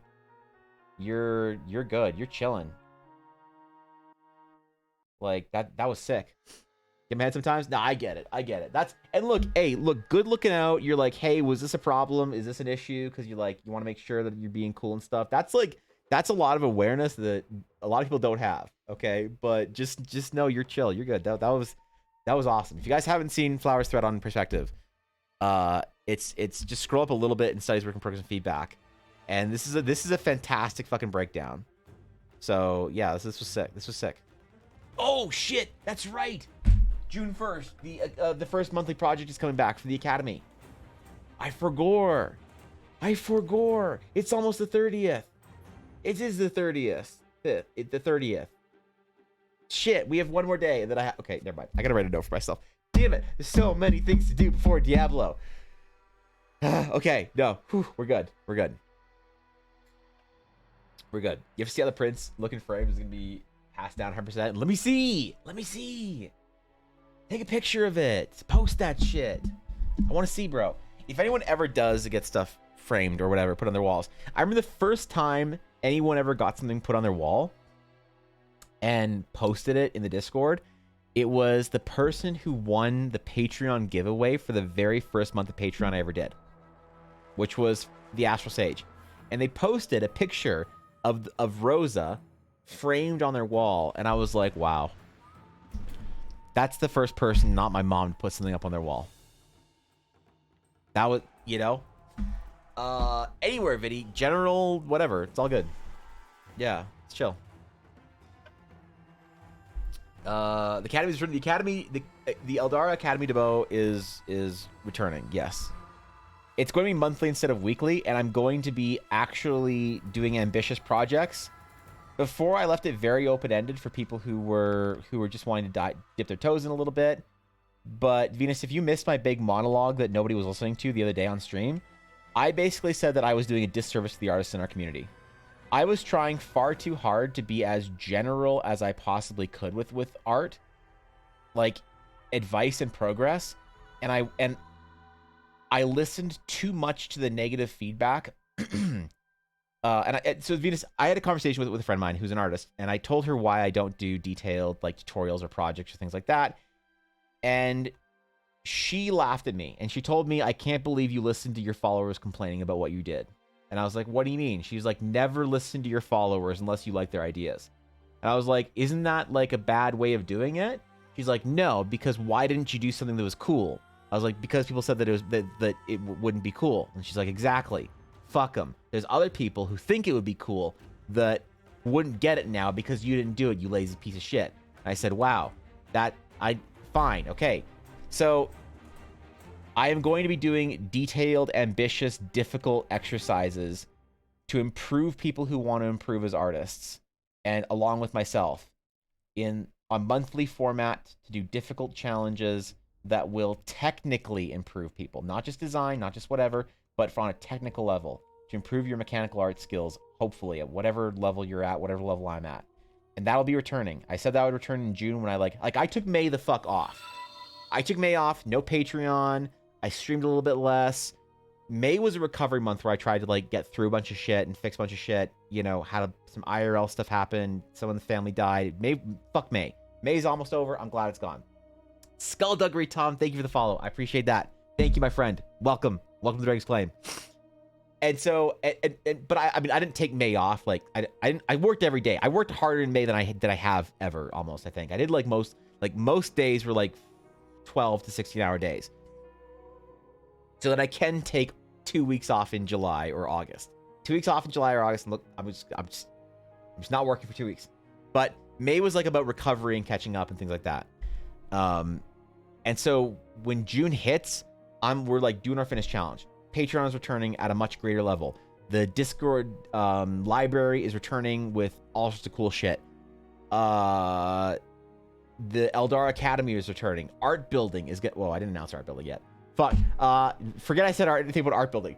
Forget I said art building. I didn't say art building, okay? I didn't say anything about a summer art building challenge that starts in July and goes until the end of August. Pretend you didn't hear anything about that. But yeah, so June is like the return to like sort of the cadence that I think the people expected and that I wanted for myself. So, yeah. Try my best with beginner art skills. You can do whatever you want at whatever level, as long as you are thinking about the fundamental that we're going to be working on. And we're going to basically pick some core component of painting, and we're going to work on it all together. And it's going to be a big event. It's not going to be a small weekly challenge that should only take somebody a little while. These are going to be ambitious projects. Thank you. Wait, hold on. Beto, am I saying that right? Beto and Art? Beto?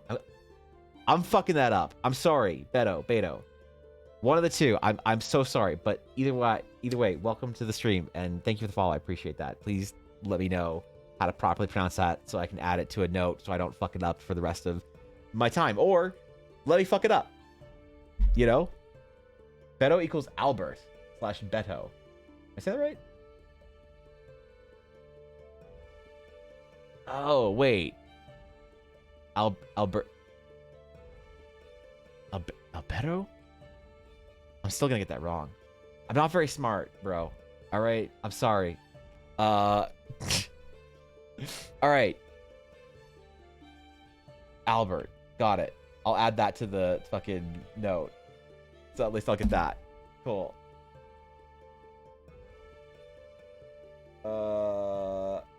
Change. Albert.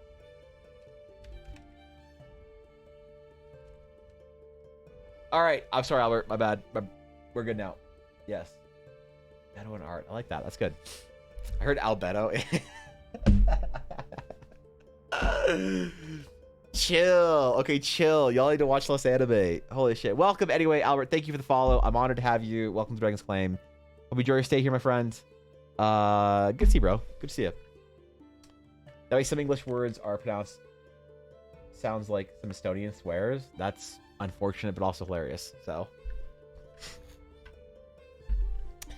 anyway, yeah, so the Academy is returning, and they are going to be ambitious projects.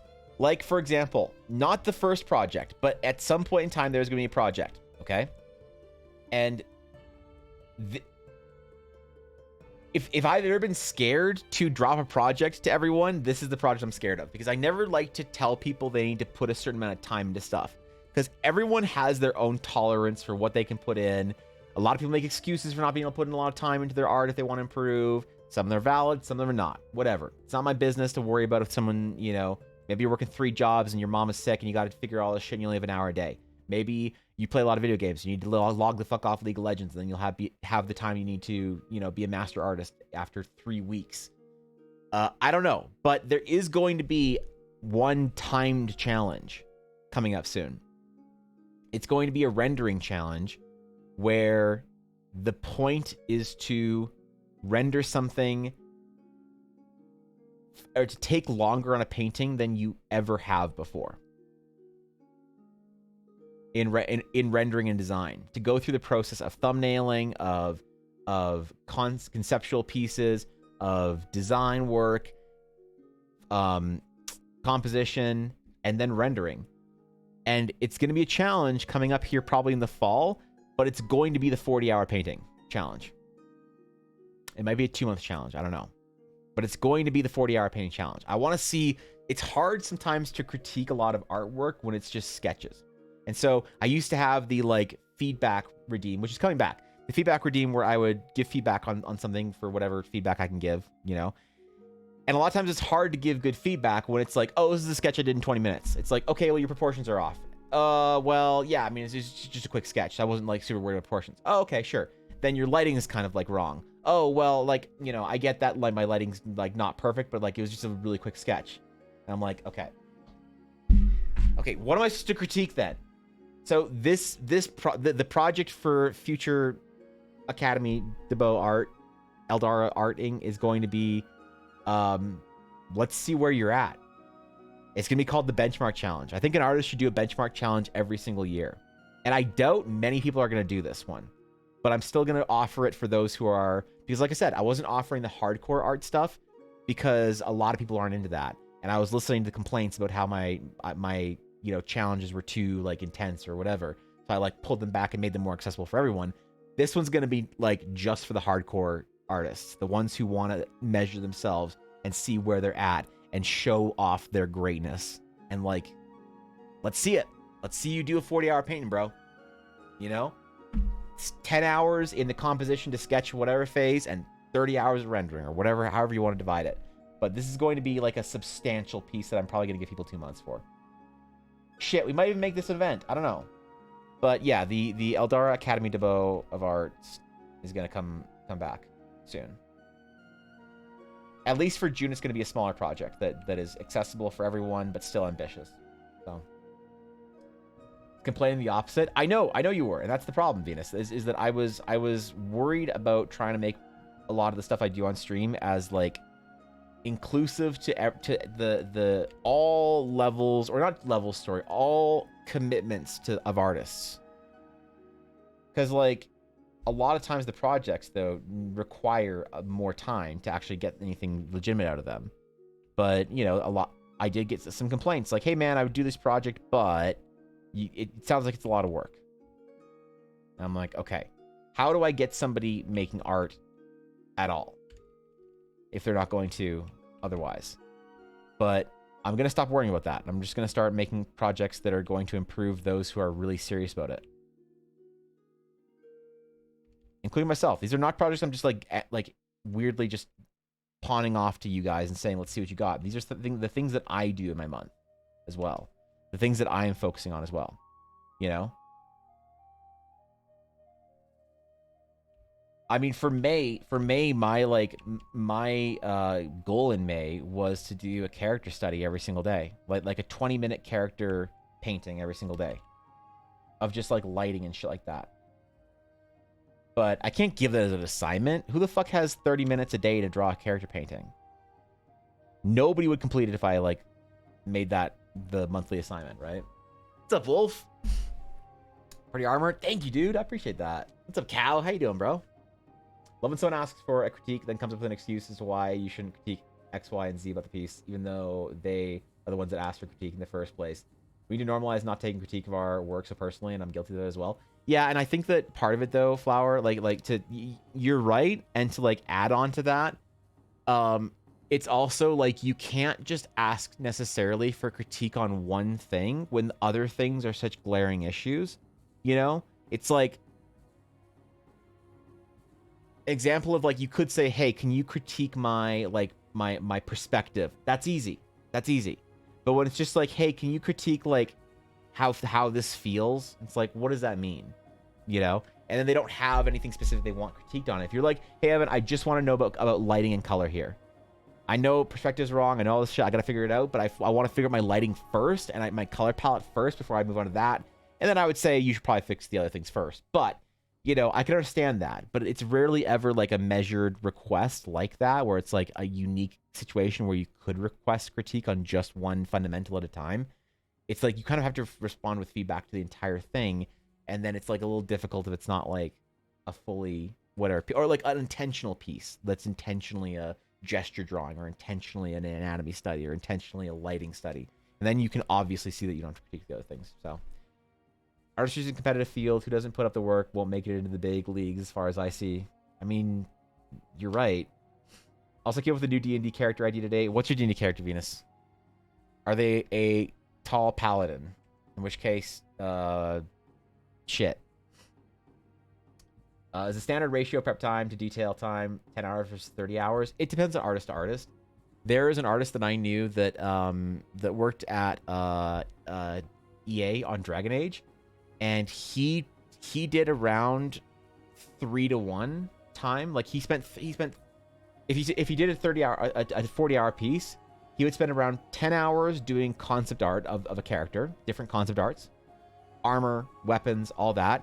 He'd then spend around 10 hours doing compositions, and then he would spend around 10 hours finishing those compositions to being like lit, sort of like mini sketch painting things. And then he had such a fast and effective style that was very messy. Dragon Age artwork was, a lot of it was very messy and sort of very textured and painterly.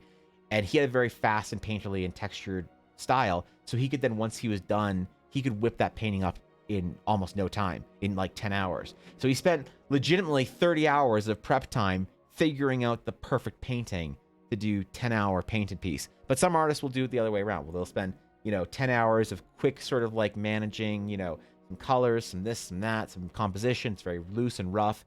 And then they spend 30 hours rendering a piece. It's like the John Avons versus Kekai Kotakis of the art industry.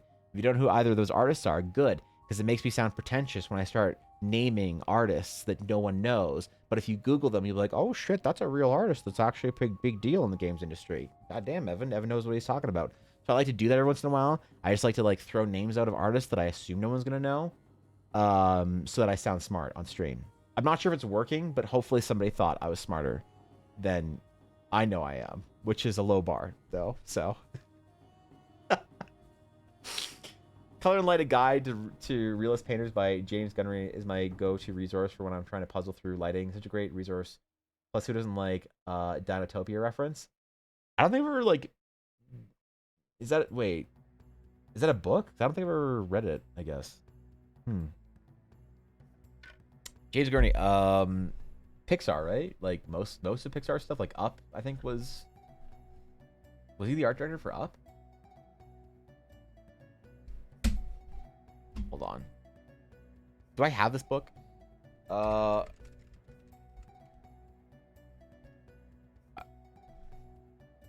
Oh shit. Okay. Yeah. Wait, this is the guy that did. No, he's not Pixar. He's what project did he work on? Fuck. No. I was thinking of the guy who was the art director for Up. That's an amazing art book as well, for color. Fuck, what did this guy do? He did like some really big project that I don't remember. Whatever. Screw it. Yeah, that's a good book. I recognize the cover. I read that in art school.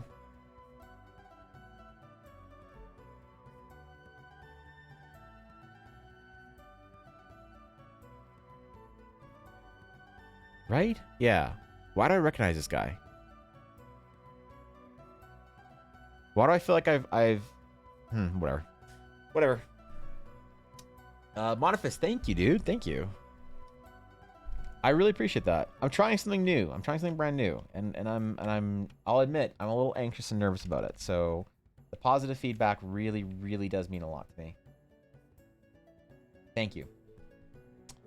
You know, a character thing I want to call Pico Veta. Wait, basically the very delicate doll at first that one day woke up on a rundown, overgrown, abandoned library, these unknown runes, and will start searching for its creator and upgrading itself piece by piece. What class are you thinking, Venus? I like this idea. You seen the Dragon's Claim guy? His art's kind of looks like yours, but it's so good. I haven't. Wait, do you mean the person from Discord that has the Dragon's Claim banner? Where was that post from Steel?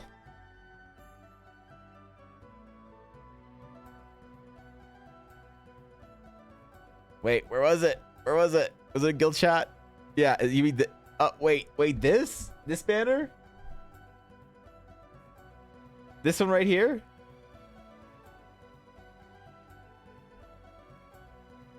Oh shit, wicked. Oh no, I did the small thing, so it... There we go.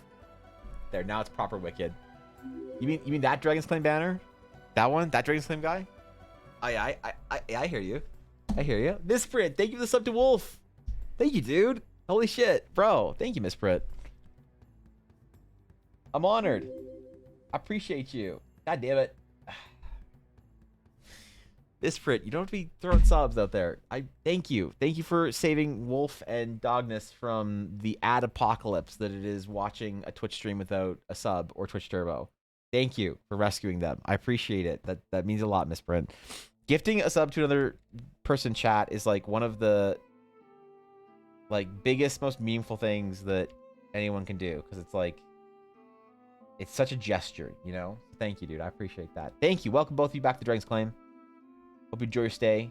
If you're wondering last time you were here, the guild soup is still not a mystery. So I would avoid that, but you know. Once in a while Evan name drops them like Pochi and the Culture TDC members are all like pause champ. Okay, chill.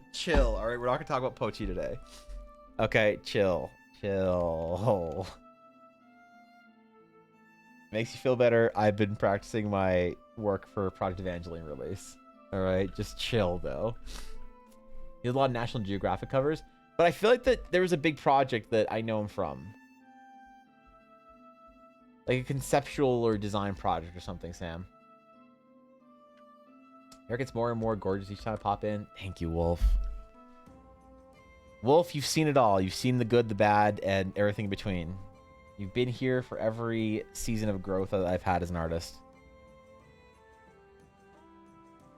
Yeah, except for my hentai dojin tier. That didn't make it to the internet. So,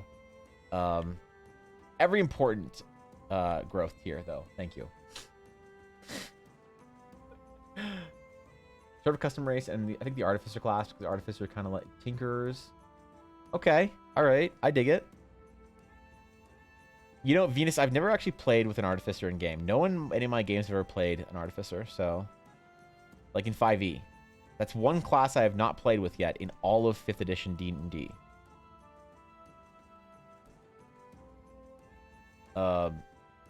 That's a good or bad thing? I don't know. We're still undecided, I think. Need more stuff for the pinboard. I can add more stuff. It's only about 15.5. Yeah, it's only 15,500 pins, right, Wolf?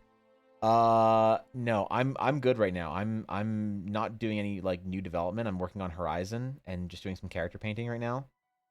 So I'm good. I'm chilling. If there's anything you want to add, like go for it. But I'm good. I don't want to ask you to do anything that I won't like use, guaranteed. You know. What's good, Thorkin? Want to try? Sounds so cool. Do it. Hentai tier, how terrible. Where? No, cow. Stop. No, I'm never. That doesn't make it to the internet.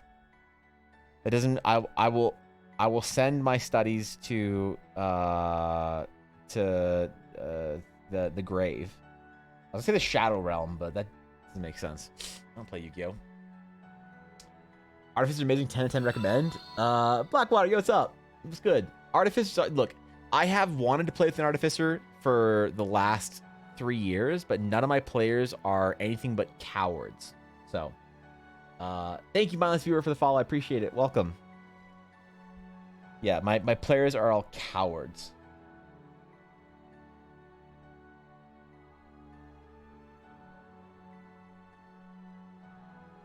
So, I don't know. I don't know, man. Also, for any new people, hi there. I am Bookworm in this gang. Yeah, nah, you're good, Wolf. You're good. You're good. I love my Artificer. Sad I couldn't play her more. I took the mechanics of Warforged, but played her more of a living doll flavor, like Calca Greenass from Final Fantasy XIV. You didn't just spoil me, did you, Ashy? I am still a Sprout. How dare you say a name of a character that I haven't encountered yet? Come on, bro. I'm barely getting to know the fucking old samurai guy. Is this some shit from the Nier raid?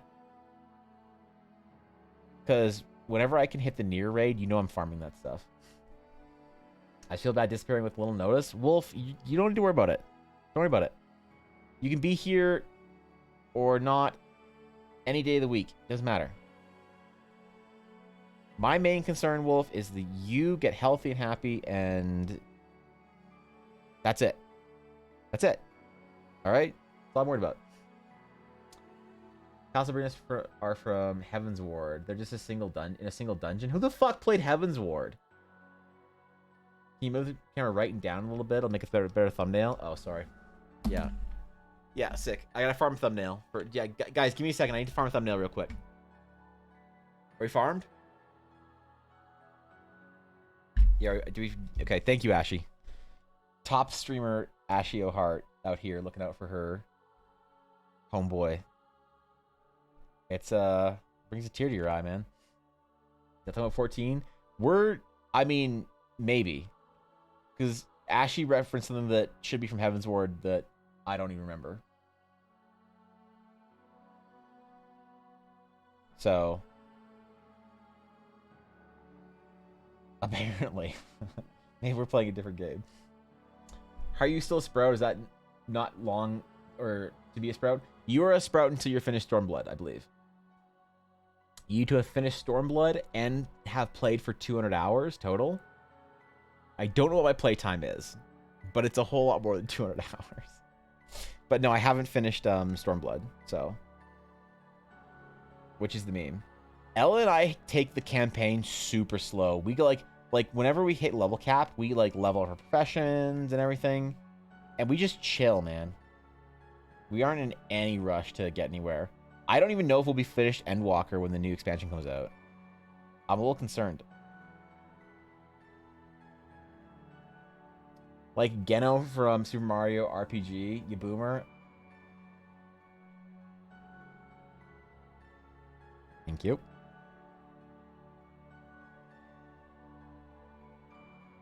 Just like Gino? Okay, cool. Thank you. Yep. Okay, Gino, got it. Nice. Thank you, Ashy. I'm not that old. Come on. I just remember when Diablo 2 was released. That's all. That doesn't make me old and out of touch. That makes me young and out of touch. Alright. I feel like I kind of want to finish the upper half first before I move to like all this nonsense. But I feel like maybe we should do the arm. Nah, screw it. I don't have like a very good idea of how to do this piece because this is all a first for me. So I have no idea what our process is supposed to look like, to be honest.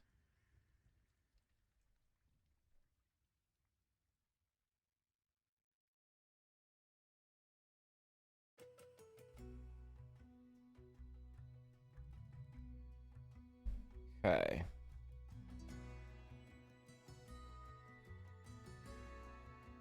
Where you at, highlights? Pika wouldn't die from blood loss, but like being ripped completely apart or one of its 3 cores being shattered. That'd be hard for HP then. Said the robot Beat Boot Warforged has a puppet doll Warforged that was built as a social unit instead of a war unit. I don't like how many quotations you just used around social. Those were far too many quotations used around social.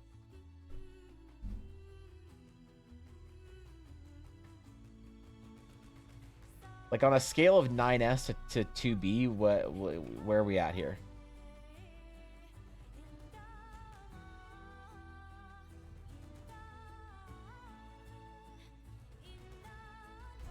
Ooh, that's chill. I like that. Okay. I think I have to paint my line work in a little bit. Uh-oh. It's a little bit dark, I think. So let's do this.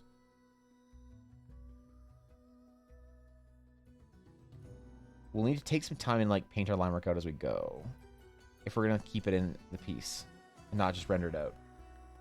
Used A2? That's what I'm saying. Like on a 2B to 9S, you know, where like is it an A2 a 0.5 or what?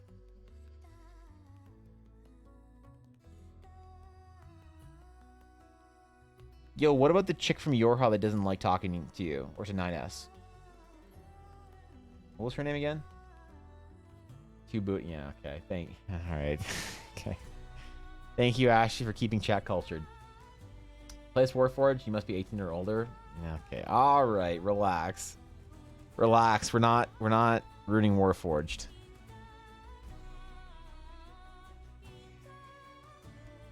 Warforged already did that to themselves. Sorry, I just don't like him. I don't want a Gundam in my D&D game unless I can redesign it and then make it cool.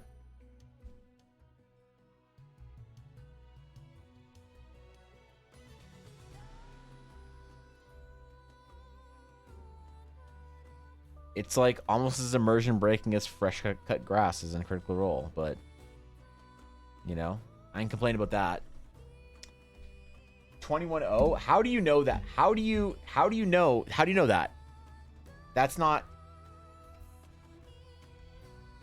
How did you know that?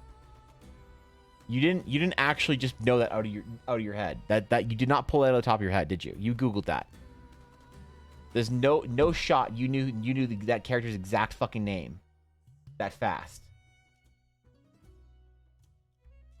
Wait, is this the chart? This is the one that doesn't like you, right? Not 6-0? I don't remember. It's been a while. Yeah. It's been a bit since I played Nier. Like 2 cores in the head, bit for vision, artificial magic, intellect. 1 around the middle of the body for movement. That's kind of cool. What would the character be made of? Like wood? Made a single Warforged, and she's a rune sorceress. Pretty fun. Okay. But did she look like a Warforged? Was she all chin? Who was the best operator, arguably best girl. But isn't that the one that doesn't like you? Isn't 6-0 the one that's like nice to you or whatever? Yeah, hold up. I feel like there's a Nier debate imminent, and I'm not neared enough to be able to participate in it at the level I would need to.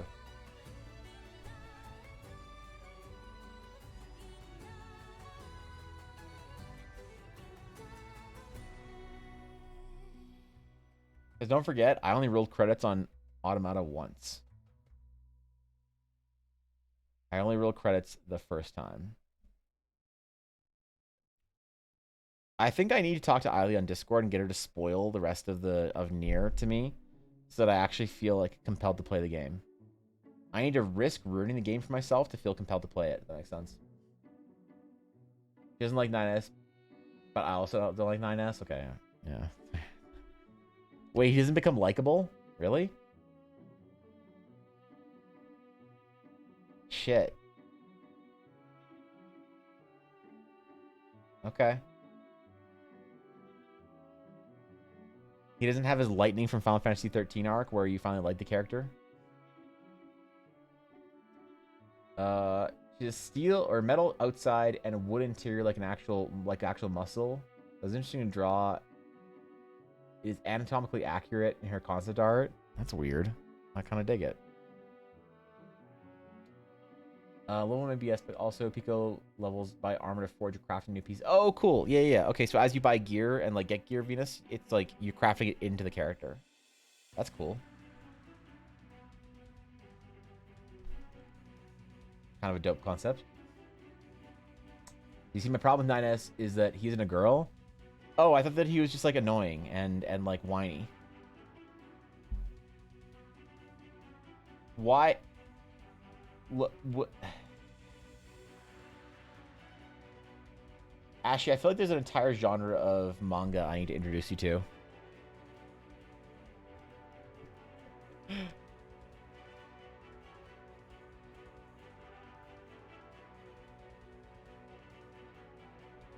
Hey, build that 9S appeal up, you know? Just build the appeal up one page at a time. These clear kind of characters I enjoy: A2, 210, and Popola. What is a Popola? Am I gonna get tossed if I Popola?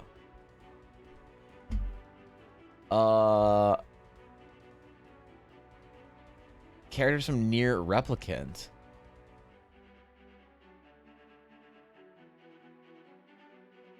Chat, it would appear as this is a Popola. I don't know which one Popola is, but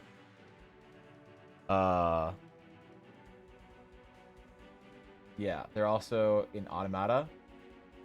Are they?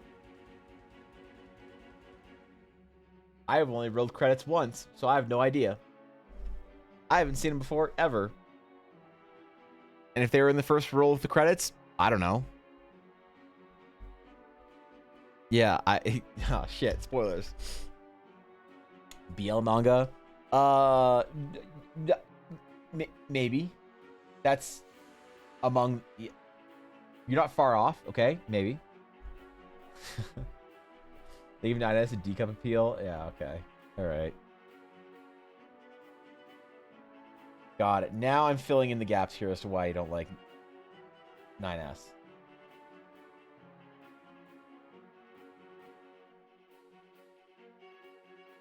Yeah, thank you, Ashley, for clarifying. Appreciate that. Warforged and stream topics? Wait, alright, hold up. Wait. Metal exterior, muscle, wood interior? The fuck? That's not a Warforged? What do you mean, dude? That's not a war. You said Warforged, not a fucking droid. This is a Star Wars character, not a D&D character. You can't just drop a Star Wars character and tell me it's a Warforged from D&D? Come on, bro. Madge. That's how I feel. It's a cool piece of art, though. I like the character. You know if you played that far? Yeah, I should, shouldn't I? Also, plot point B that if Pico is in the middle of the upgrade or repair, the cores be half exposed. Uh-oh. Danger. I like it. Feels like I'm gonna watch every stream this week because I'm off all week. Hell yeah, dude. Still, you're gonna be here every day this week? No way. Nobody watches every single weekday stream of an EBA stream. Think of all the stuff you could be accomplishing instead.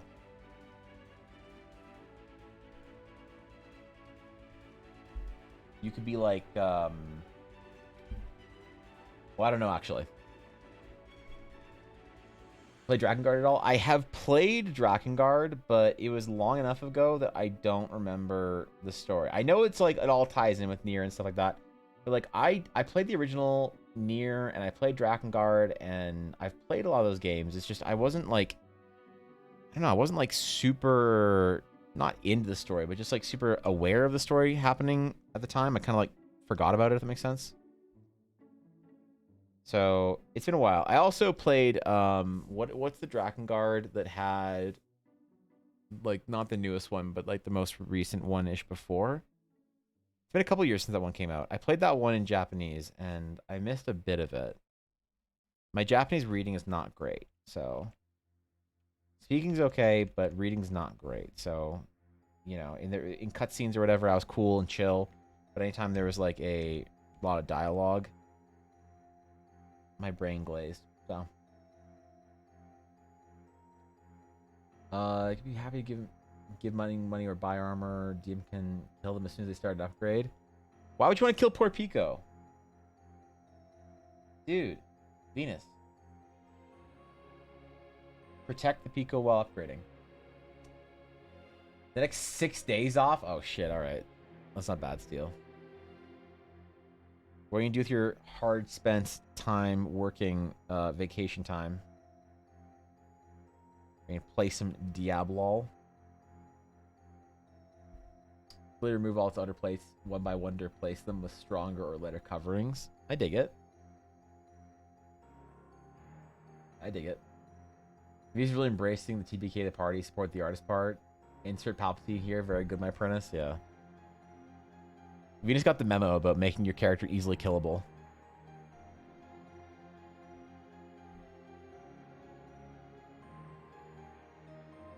It's kind of what I like to hear.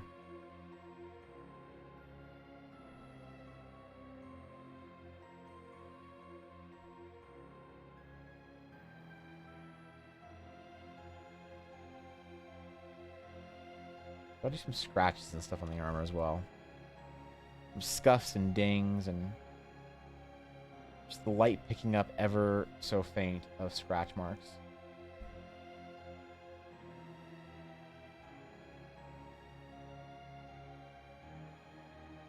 Perfect. Well, not perfect, but adequate. 13 hours up to Virginia to visit my godmother. Gonna chill there and learn some guitar and explore the surrounding areas. It's not bad. Virginia's like obsessively hot this time of year, right? Thinking of visit my godfather on the way back down. That's pretty fog. A little family road trip, all right. Not bad, not bad.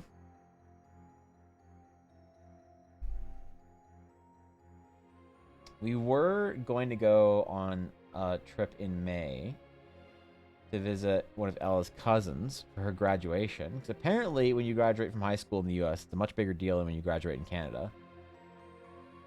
In Canada, when you graduate from high school, it's like, hey, what do you want, a fucking cookie? Like, shut up and go find yourself a job. You know, you're like, okay, yes, I'm sorry. But apparently it's a big deal in the US, so we're going to go see her grad party thing. That would have been a big 20-hour road trip or whatever.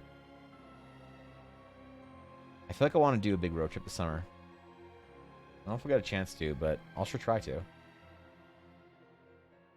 The 20 degrees cooler than where I currently live. It's been 80 plus with 70% humidity. That's rough. That's a lot, dude. I was wondering if I could get feedback on something towards the end of the stream or after. What is it, Thorgan? What do we got? What are you working on, man? Let's see it. I got you.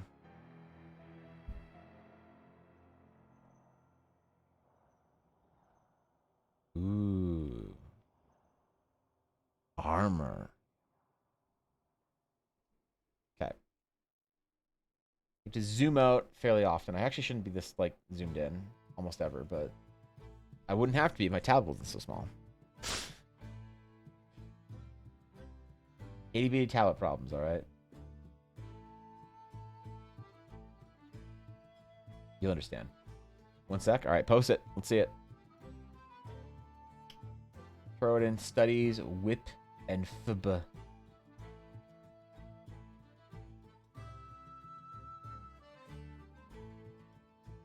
Most important channel on our Discord.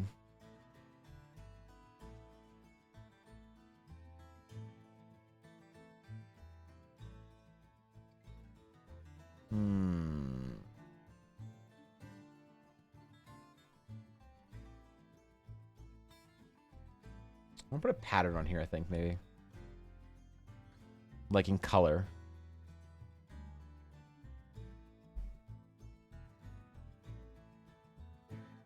Maybe. We'll see. It might be too much, like, detail for something flat and, like, kind of coming off the character. It's not very descriptive, you know?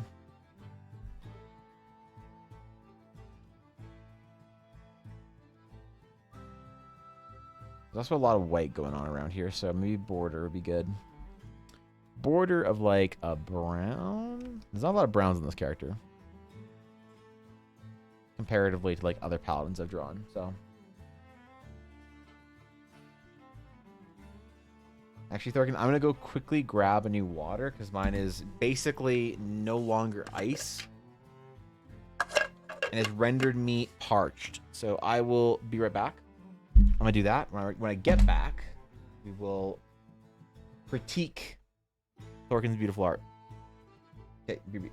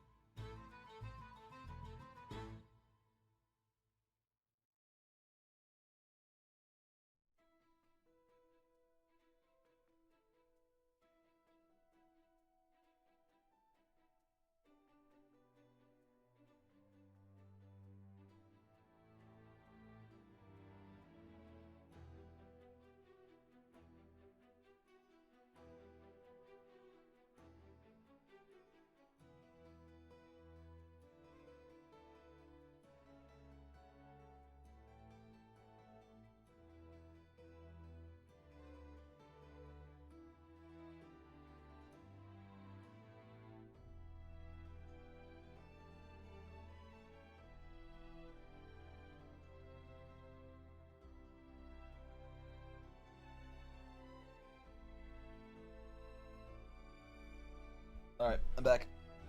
Thankfully, while I was gone, there wasn't any sort of nonsense or revolt or... Revolt! Damn it. I should know better. This is my fault. I should have prepared for it. Alright. What are we looking at, Thorgan? What have we got?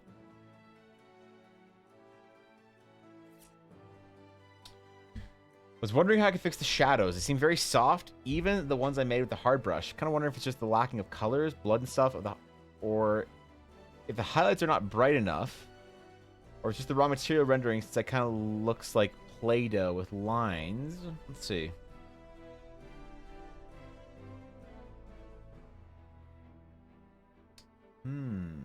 First of all, great designs, dude. These are awesome. These are amazing designs.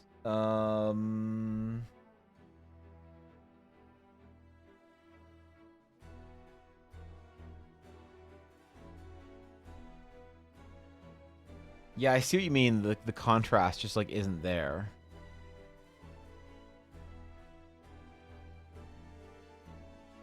So my instinct, Thorkin, would be to cool your shadows down a little bit.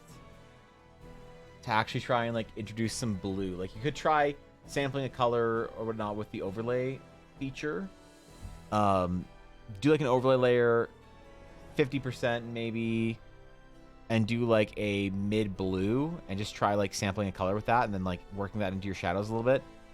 Because yeah, sometimes when you have a very pale, desaturated material, you need to have something that pulls your eye from, the light to the dark.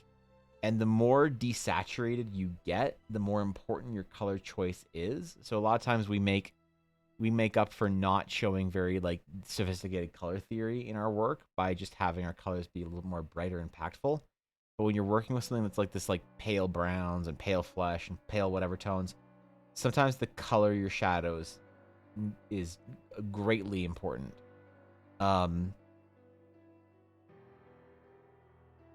That's my instinct on that, but I don't know 100% if it would work for like the browns on it. But yeah, I would say try maybe introducing some color into it because, or like another source of light, but that's more complicated. You're just trying to do like a diagram or something of this. So yeah, I would honestly try that first. I would try introducing some color into your shadows and really think about like you can also do like an adjustment layer and adjust your like curves or whatever for your shadows to have more of a different color in it, or like masking it or whatever. There's lots of ways you can do it, but I would start there because I'd be apprehensive to tell you to try and go darker on your shadows. If that makes sense. You know, I like the design though. The design is awesome, by the way. Interesting. I've come to learn I don't know much about how materials reflect light except some very specific things. Well, like it's flesh is hard to paint properly. It's really hard. We see a lot of flesh tones and flesh material and whatever being painted, I think, and largely incorrectly because of time. We just want to get through it basically, and so we paint it the way that stylistically it looks good in this sort of modern era. But when you're trying to paint a creature that isn't like supposed to be a beautifully rendered whatever flesh tone creature that has a different color of flesh, more like a reddish peach than like anything that we get in the human spectrum, it's difficult. Yeah. So I also think you're missing some highlights on there. Your highlights will also make your shadows pop more. Don't be afraid to put in a little speck of white here and there, on like leather. It's like really obvious how it helps out, but it's not obvious on like flesh when you're drawing creatures. Like think of a creature like a rhino, has a very dull matte color, but when you still look at it in the sun, there is some reflections, like some bright reflections. So maybe like go look at a rhino actually, because it seems like maybe a similar type of flesh, the way it's sort of like interacting with the creature and the thickness of it. But I would start there. Yeah. Tomorrow 1,500 feet is an elevation that I actually start having trouble breathing at. Wait, what? The ground always being weird. Wait. You're going that far up? Is that a lot? I don't know. Making a little more saturated can help with shadows in the flesh. You keep in mind, flesh isn't one color. It has greens, yellows, blues. Yeah. Yeah, I would just try cooling your shadows down a little bit because, if you look at like color theory sort of, the like classic red-blue color theory, you have like a red stone.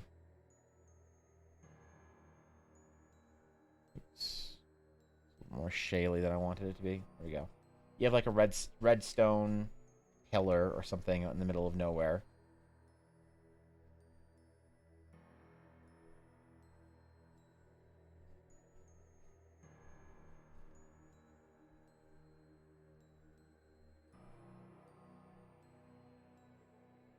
Right? The more desaturated you go,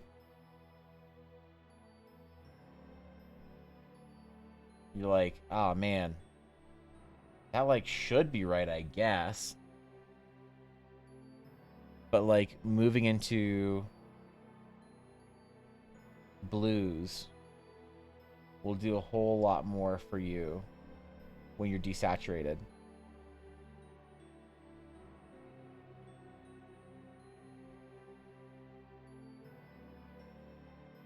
Than just simply adding like this darker shade of red.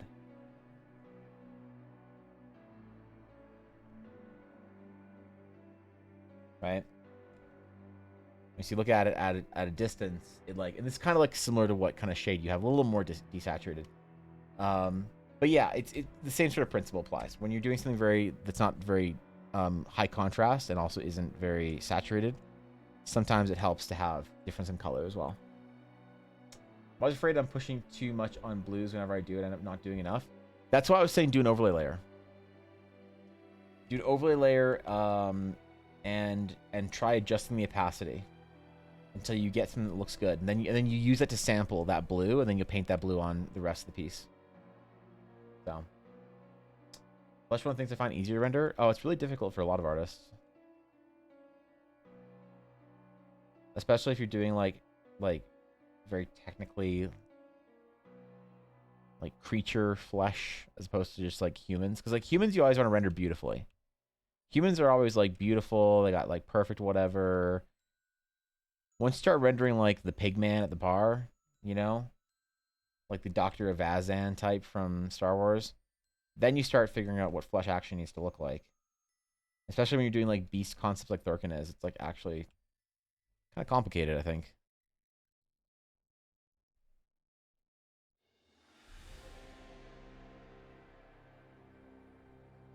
But I don't know, man. I'm not a real artist. Don't listen to me.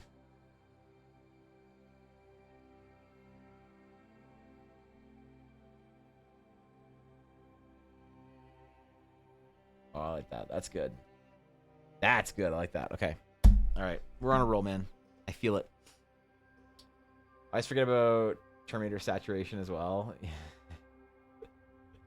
What? Wait. Terminator saturation? Which one?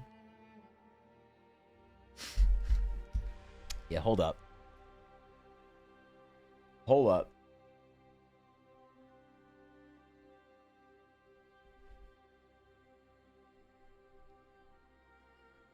You were actually just making so much progress on this.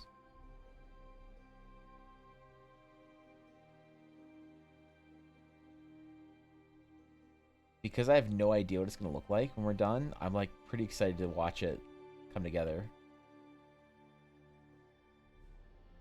There are like rare moments of like joy in making art that you like try something completely new and it works out or whatever, or like you see it starting to work out or like in the process of figuring itself out, not working out. It's so fun, man.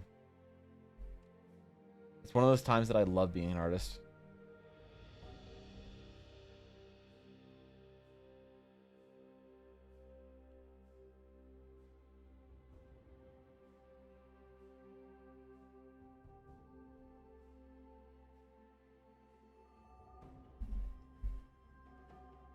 The other time is when I'm drawing on my alter ego stream, Project Evangeline. We're not gonna worry about that. So,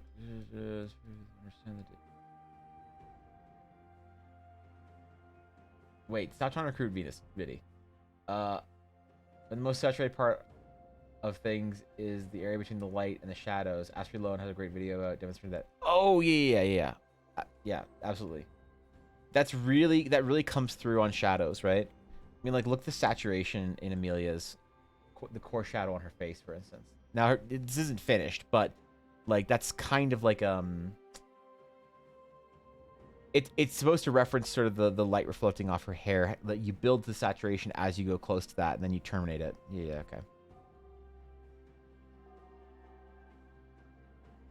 I dig. I dig.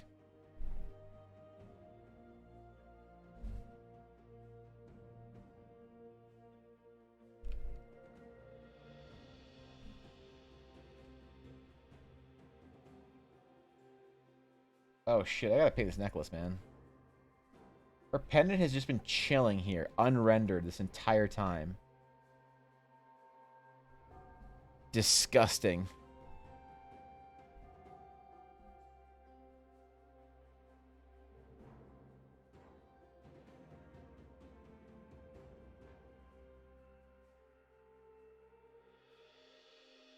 I've been slacking on it too much.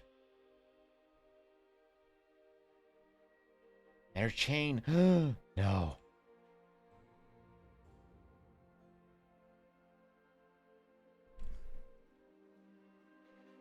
It's so weird to go back and see these old designs and try and like process how long ago it was that I like first came up with it. I've never had a project that I worked on this consistently before for this long in my life. Consistency has been a real problem for me with my art, I feel like, as far as like projects go. There's always another thing to work on, another project to move to. But the consistency of like Eldara is like super freeing. I don't know. I don't want to sound overly dramatic about it, but it's nice. It's like reassuring, I guess, is the way to put it. That there's like some meaning in the art, that when I draw something or design something, that it will persist, as opposed to just like being this thing I post on Twitter one time and then it's gone. I think I've really had a problem with that in my adult life, finding meaning in things.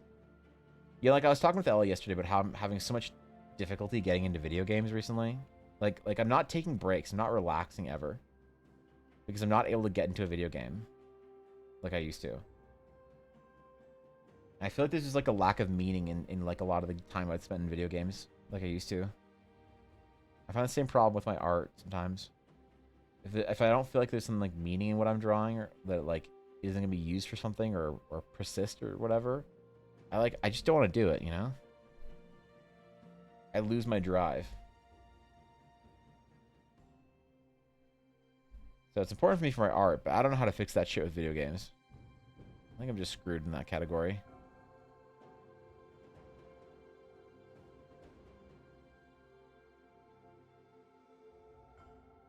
I haven't sat down and actually played video games so long. Something I do want to play, I just can't commit the time to enjoy them. I mean, yeah, you're a busy guy. I feel like if I want to start a game or whatever, I want to be able to like goblin mode it. It's like a Diablo season journey night. If somebody said to me, hey, you can play Diablo tonight, it's Friday, you know, do what you usually do, get some Korean food, you know, chill out, buy some snacks, play Diablo with Ella all night long, get to level 70, farm up your tier set. It's like, cool. I'm down with all that. But if it's like, and then after that, you have to delete your character that night. Ooh. Yeah, you can play as much as you want tonight, Evan, but after that, you're done. You know? I don't know if I could do it. It just feels like there's no point in doing it at all then if I can't, like, keep my character. And that's what keeps me from playing a lot of video games right now. It's like I want to go so degen on it that it'll like matter. Like the new Warcraft patch, for instance. I was playing it a little bit with Ella. We like played through the quest, the campaign scenario thingy. And I kept thinking about how badly I wanted to like go to dungeons, Mythic Plus, and gear up and whatever. And when I sort of realized or caught myself, and I was like, you can't do that shit, dude. You don't have time for that. I like didn't want to play at all. It was a very weird experience. Maybe it's relatable, maybe not. At best, a few minutes I can do a couple turns and something like Slay the Spire, other games you can actually leave without warning. Oh, that's fair. Yeah, no hour-long Dota games for you, Cobalt.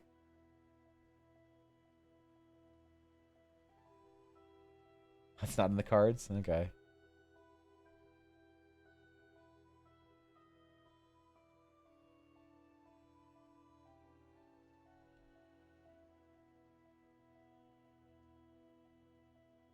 Excellent.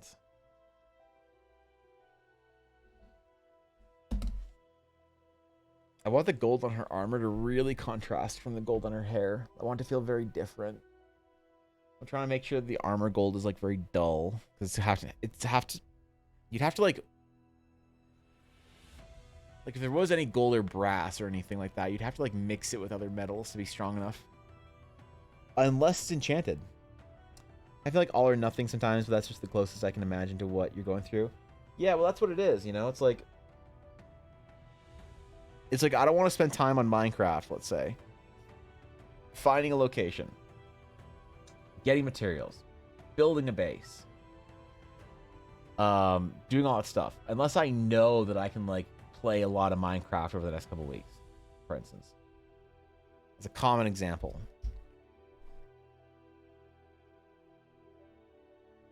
And if there isn't meaning in it, I just check out, dude.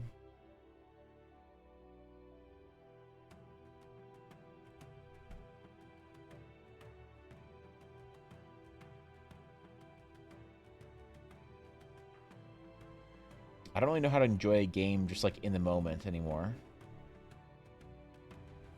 Enjoy playing for an hour or two and then just being done. I think the problem is a lot of those games that I did enjoy like that, I found are really bad for me, so I stopped playing them. Like League of Legends, great game that you can jump into. Overwatch, you can jump into. You can enjoy it in the moment, enjoy the gameplay right there that second, you know. And then you peace and you're done. You don't have to worry about it. If you only get to play for an hour, it's still fun. But like those games are just not good for me, so I had to like just completely stop playing them.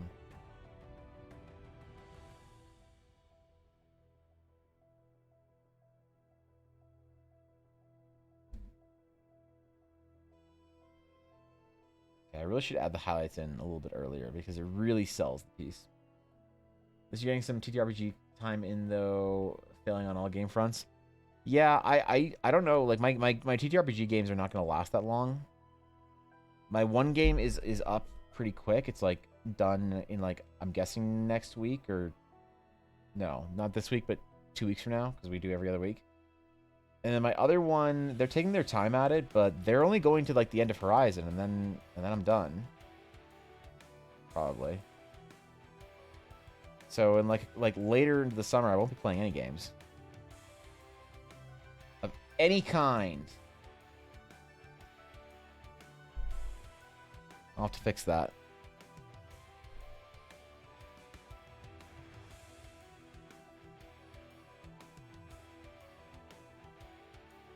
Maybe I'll do like a non-committal 3-person D&D game with Dashto again. Some of the best D&D I've ever had was when I played with Dashto and Ella, and we played whenever we felt like it. There was never a commitment, there was never a day, never a schedule. We just played literally whenever we felt. It is great because there's 3 of us, so you can do that in a group.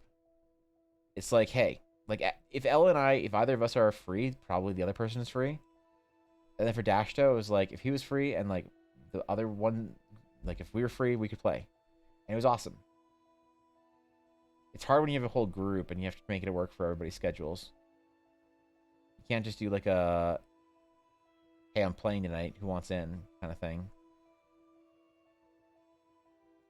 It's a lot harder, you know?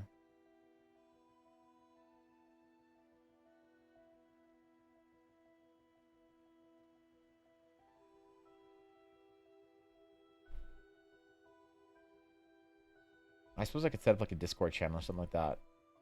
Or a server for a private group. Where I just post like, hey, yo, anyone want to play tonight? Let's go. But then that doesn't work because like story. Yeah, never mind. Just have me free for D&D every night. That's not true. You're always going to the fucking symphony. You're always listening to fucking Tchaikovsky. Also, Bart, what's the likelihood that we can get cannons as an orchestral instrument soon for your work? Likelihood of cannons. Just, you know.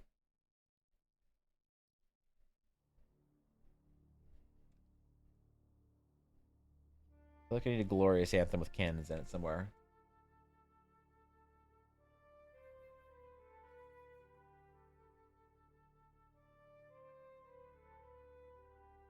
Like, no pressure. I'm just saying. It could be rad. But like that's the easy part about it, you know. When you have like a very small D&D group like that, then you can play whenever the fuck you want. If y'all are free one night, then you play. You're sitting around, you're like, oh, I don't know what to do tonight. Well, check in with your like small D&D group, and if everybody does know what to do tonight, then you play D&D, and it's good.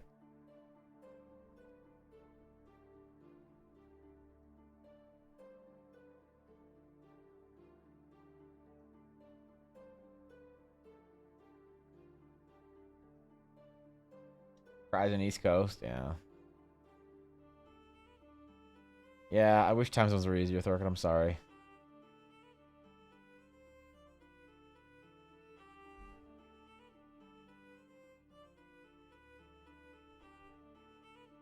Any games I do play would probably be in the evening.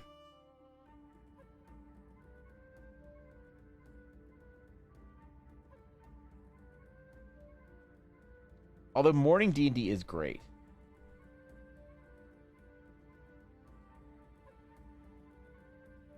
It's super cozy.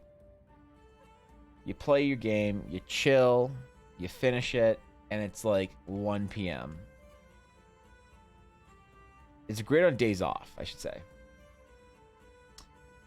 Dynasty becomes Zillion or Echo. I mean, one of those choices is way better than the other, so it's up to you.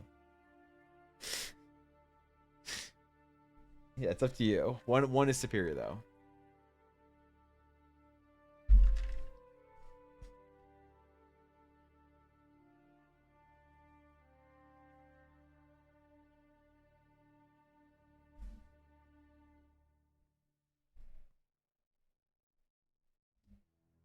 So much line work to do, man. Holy shit.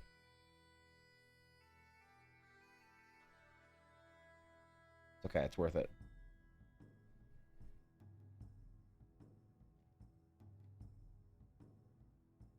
I think.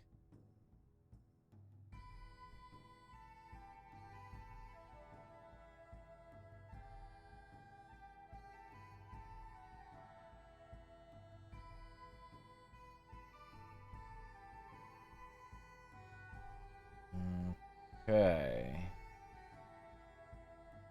Oh yeah, okay, that looks good. Alright, the shield's finally starting to come together. Nice. After the 16th of June, I could literally play almost any time. What do you mean? You live on the other side of the world. When we're playing in the evenings, it's like the middle of the night for you or some shit, isn't it? That's why I can't be an evening NA streamer. Because everyone from EU would just not ever be able to catch streams.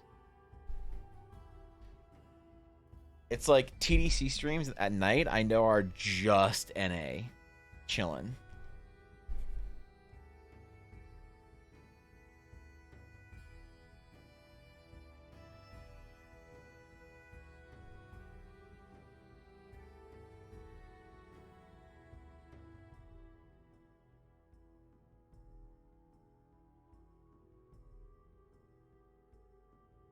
Okay. Yeah, okay. Before I start painting any part, I need to like do a little bit of the shadows, and then I need to fix the line work before. So I'm trying. Okay, I'm trying to also develop a new process, right? So I'm trying to figure out the most efficient way to do this. I probably don't have it down completely yet, but this is better, I think. Blues are higher saturation. Helped a lot. Added a quick update in studies. All right, let's see. Update. Where we at? Oh, that's Pico? That's awesome, Venus. I like that. That's good shit. First draft. I mean, I dig it. Ooh. Yeah, you got those. Okay, yeah, that really helps.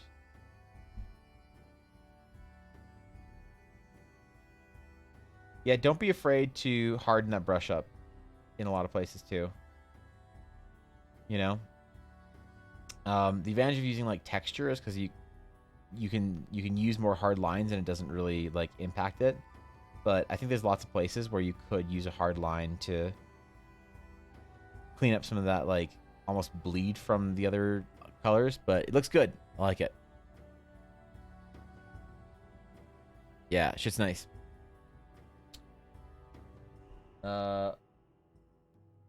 I don't care. You'd be up in the middle of the night. Isn't your summer super busy? Don't you have like 3 jobs this summer? Plus art camp? Plus like family, business, whatever. Plus, aren't you like the busiest person during the summer? Can't mess your sleep up just for Dungeons and Dragons. I mean, Diablo release weekend, sure. To be fair though, I have a friend who I'll be up like chilling, talking with her like late night sometimes about like art and shit, and then she'll just casually mention she has a D&D game in like 3 hours or whatever. She plays super early NA or EU time, just super early NA.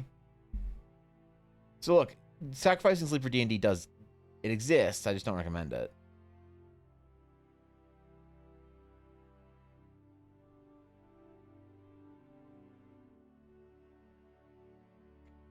That has to be some good ass D&D though.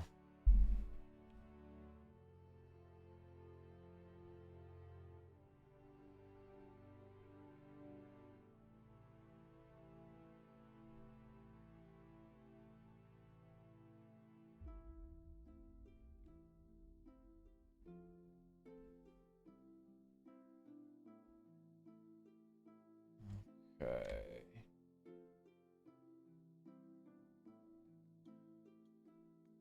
Oh yeah, my group with Ella and Dashto finally got into combat for the first time in the game after like 5 sessions.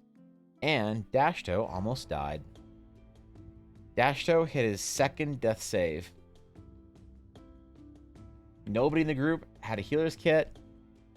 Nobody in the group had any heal spells, potions, nothing. And I almost got to kill off a character in the first battle. That would've been sick.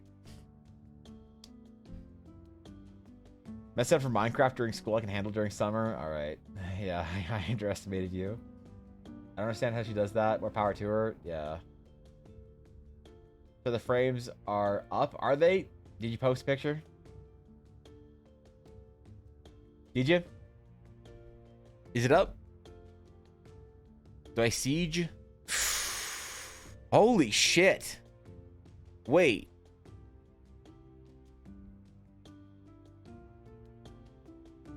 Holy shit, dog. The frame shop did a fantastic job with these. Even made a little pocket behind the frame for gallery supporter emblem cards so it doesn't have to be separated. Yo.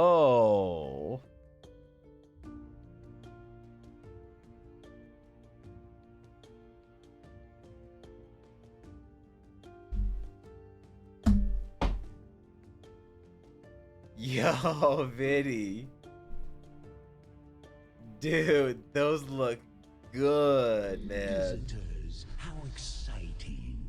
Holy shit, man. Those look good. Yo, Richard. Bro, what is up? Thank you for the raid. I appreciate it. Yo, what's up, guys? Good to see y'all. What's up, Johnny? What's up, Octavius? Good to see you guys. What's going on? My name is Tyler with the... Wait, White Yo? Wait. It's not just Octavius? Okay, my bad. Sorry. I'm sorry. Thank you for the follow. I appreciate that. Welcome. Yo, thank you, guys. Thank you for the raid. What's up, Richard? How's it going? How was stream? Last seen playing Dungeons and Dragons. What were you doing? Were you actually playing, or were you world building, or what's up? What are we doing? Make way for the nerds incoming. Listen, Nuggets, you're welcome here. All right. What do you mean make way for the nerds? This is where the nerds live. So good to see you, dude. What's up? What's up, guys? Olivia, what's going on? Yo, if you guys aren't following Richard, you can change that. You should change that. In fact, if you aren't following Richard, I highly recommend you change that. Okay. There's even a little heart button that you can push at the top of the screen. So, I'm in there secretly on my alt sometimes. Richard doesn't know.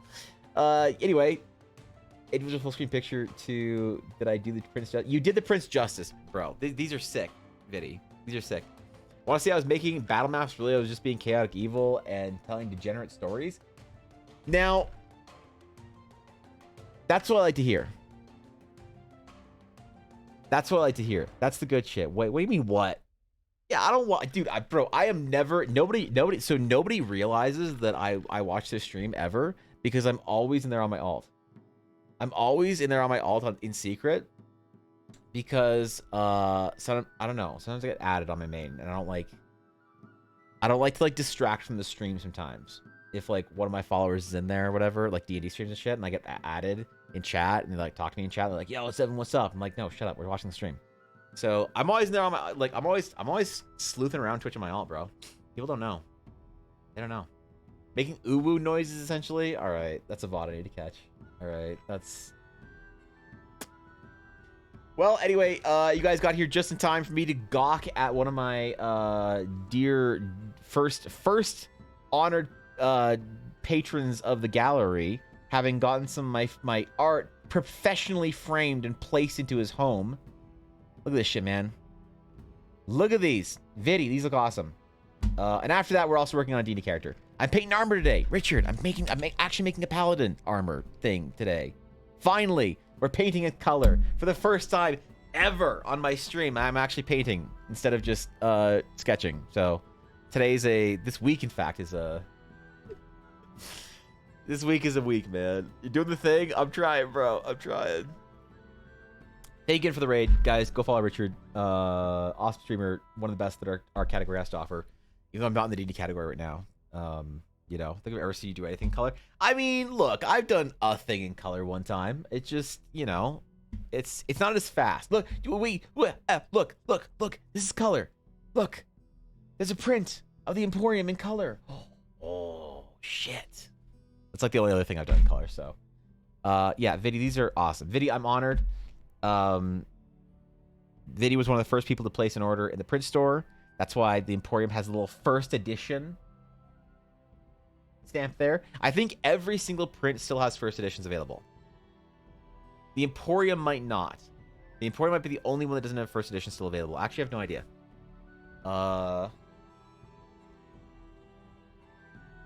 Does the Emporium still have first editions available? Print store. The Emporium. Okay, the Emporium does have first edition still available, but okay. Everything does. I wasn't sure the Emporium did. Yeah. Yeah. Okay, we're good. Anyway, videos look amazing. Thank you for the support. Thank you for supporting the print store. I'm humbled and honored that you would place the guild emblem in your home. This is your emblem as much as it is mine. This is our guild, man. This is where we congregate on this platform and talk. Why are there elephants? What is going on in stream topics today? Why do we go from like print store framed whatever to fucking elephants? You know the maps yet? Hold up. Can you send steel tracking on their prints, please? And maybe cobalt too. Thanks. All right. I asked Ella to figure it out. She'll figure it out. Because shipping, you should have them by now, Steel. You should have your maps, like, a while ago. Everyone wants an Emporium. The stickers are great, too. Yeah, chill. All right. Thank you, man. Venus, have a great rest of your night. Whatever you're doing, relax. Oh, yeah, the discussion of skin rendering. Okay, yeah, that would be, Sam, why we have pictures of elephants in the Discord. Correct. That would have made sense if I had thought that far ahead, but I didn't, so that's why you're here for me. So, thank you. Thank you, bro. Damn, dude. I'm kind of stoked about the prints. That's like, I don't know, it's a lot.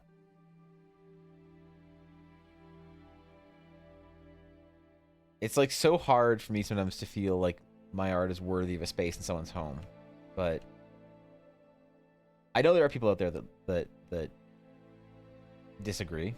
Obviously, it's a very weird feeling to think that someone would want to decorate their environment, the most important part of their like surroundings, their home. It's just such a deep honor, man. I can't express it.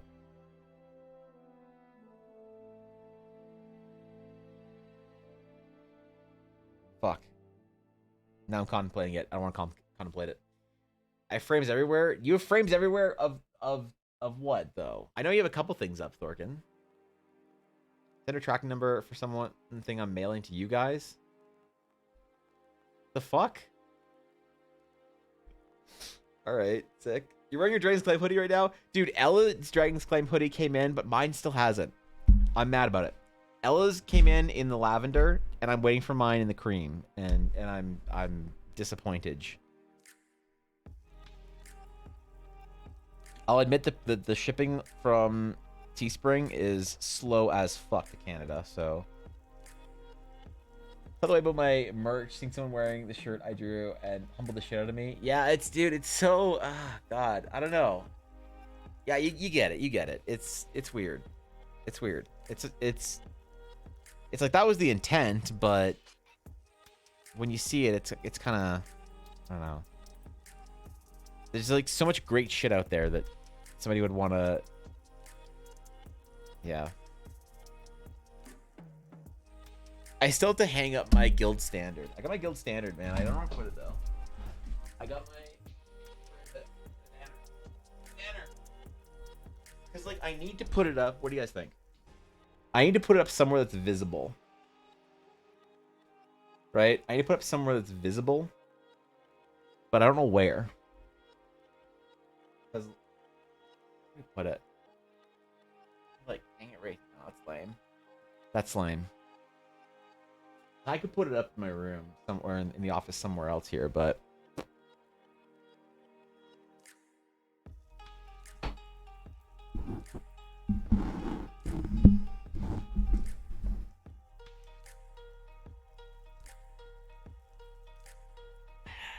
never mind. Yep. Never mind. We good. We good. We good. This is good, right? J-Up is still printing? What the fuck? Really? Really, Zibsy? Oh, God. Why do we live in Canada, Zibsy? Why can't we just get American shipping? God damn it. Okay. I gotta find a place for this. I don't know where, though. Stream topics? Okay, hold up.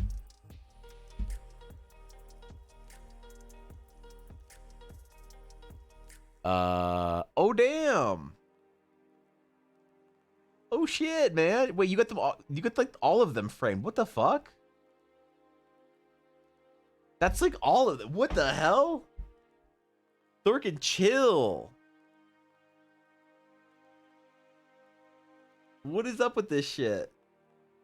Yo, look at him, man. He's got all the Patreon portraits and some maps.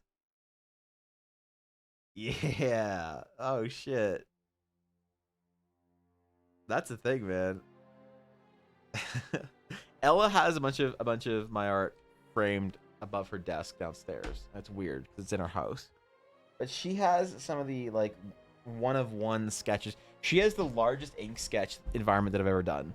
I've only ever done one in 11 by 17, and I gave it to her for Christmas.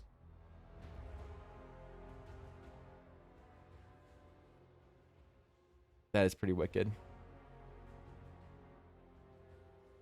Okay, I've wicketed. Wait, I didn't wicked. Wait, why didn't I wicked?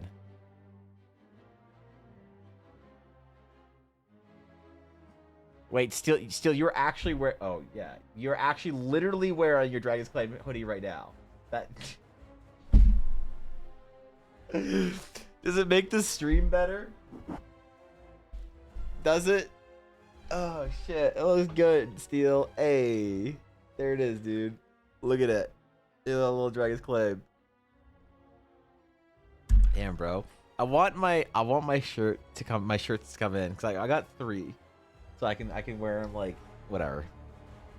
I got one like a size too small, so I won't feel like I'm swimming in it by the end of the summer.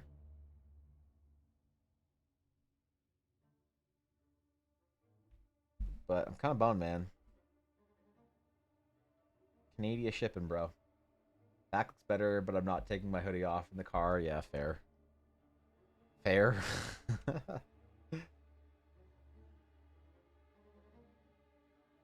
I hate that shit when you just take a jacket off in the car or whatever. And you have to like disconnect your shoulder and whatever to get out of it. Yeah. Road trips, man. They're no joke.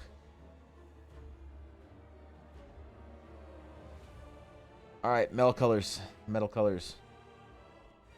We use our line work to reinforce it. Oh, whoops.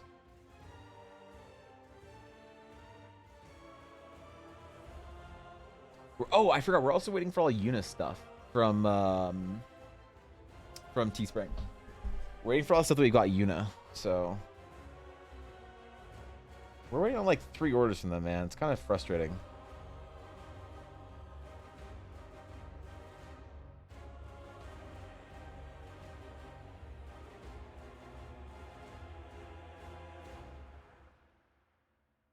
Ooh, that's better.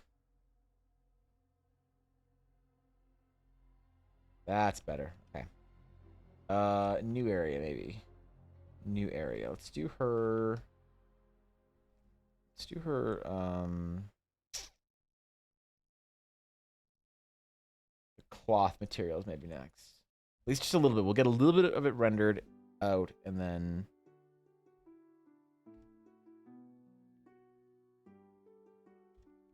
And we'll be able to help build that like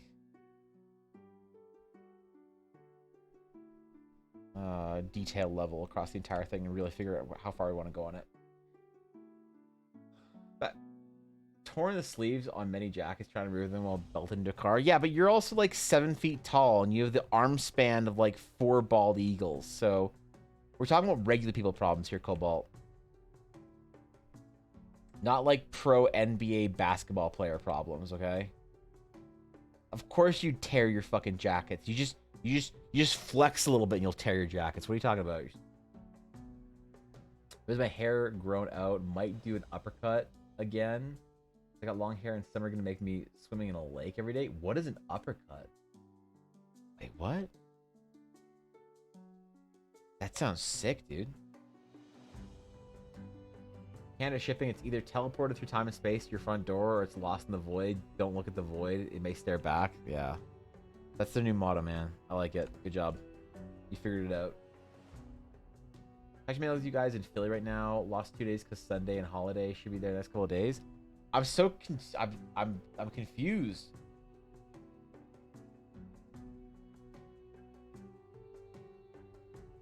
But all right.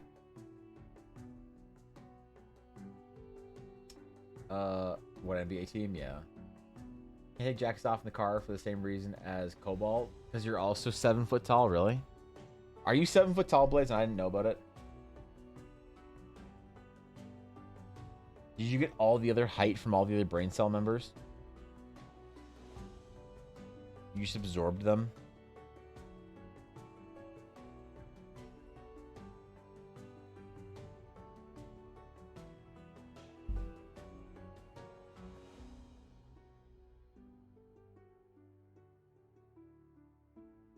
Might not show up that well, but I don't want to brighten the blue too much. I certainly don't want to saturate it too much either.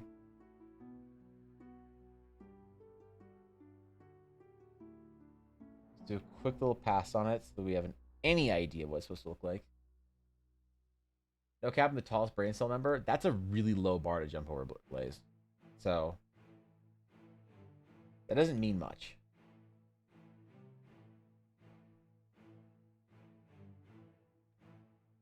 Like, now that we think about it, really. Anything long sleeve stays out.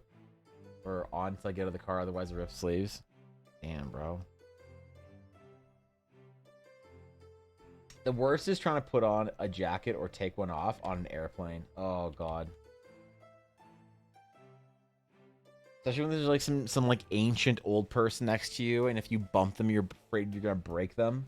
You know, and you're just like sucked up in the middle row, and you want to take your jacket off.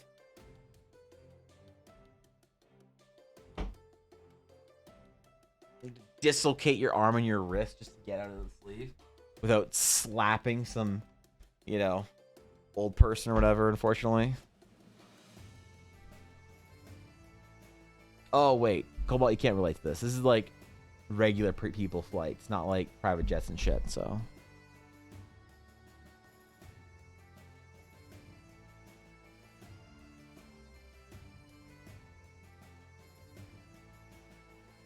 We gotta be specific for some of the mods. I forgot.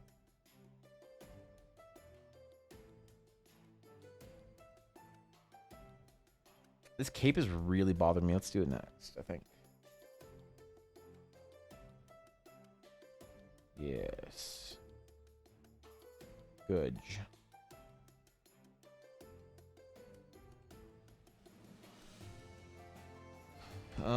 Super long passes on it, I think.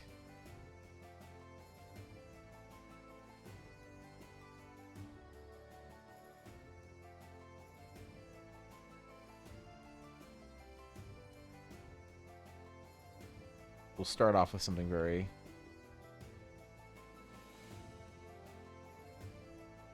sweeping for our shadows, I guess, and then we'll render it later.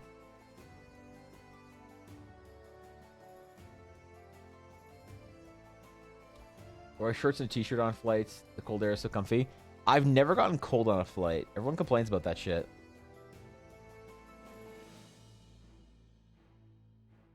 I always buy. So I have a 3XL Amazon Basics hoodie for plane rides because I'm very allergic to shitty scents. So like perfumes, things like that. If it's a shitty scent, shitty whatever, I'm allergic to it. And so I have had allergic reactions sitting on planes. Because, like, if some person is wearing, like, a whole bunch of perfume, they'll, like, put it on their wrists or whatever. And they'll sit down and, like, hit the wrist rest. Or they'll put it on their neck. And they'll, like, lay back on the whatever. And then I'll sit down next. And I'll get off the flight in, like, Jakarta or somewhere. And I'll have, like, a rash on my neck or on my arms. So I had that happen twice. And I said, fuck it. I have a plane hoodie now. And I get on my plane and I put it down on the seat. So I don't touch any of the seat anymore. It's so difficult to deal with, but it's necessary, man. For flying.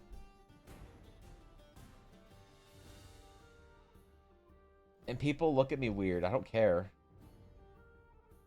People look at me weird until I tell them why, and they're like, oh, yeah.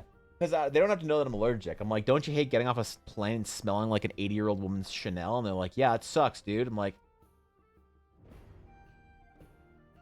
seat cover hoodie. I'm like, oh, shit. Because if you take a 3XL hoodie and you open it up, it basically becomes a blanket. And I can't wear it because it's way too big, but it's there for the planes.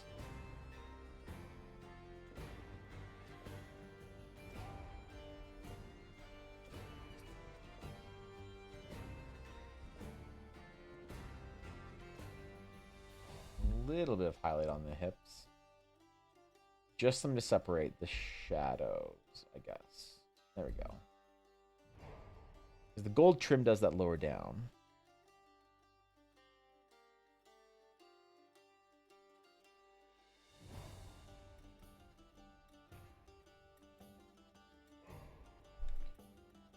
But yo, speaking of flights, that shit's expensive now. Like, I looked at flights to go to BlizzCon this year. I don't know if I can afford it, man. I had to, like, sell a kidney to afford one flight to Anaheim, California. When did that shit happen? Did they sneak that up on us in COVID? Did they just make flights more expensive in COVID and just not tell us and then not have the prices go down when we got the new patch? Because I don't remember it looking like it would cost that much back in the day.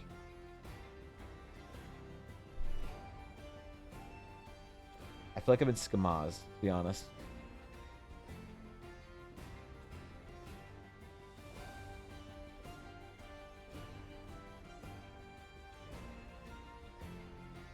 I might skip out on BlizzCon this year. Which will be the first year that there's been a BlizzCon that I haven't gone to since, I don't know, like 2013 or whatever was the first one I went to.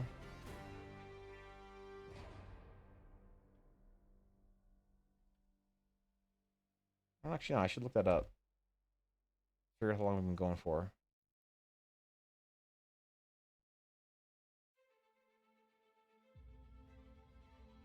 Oh, damn, we got rain.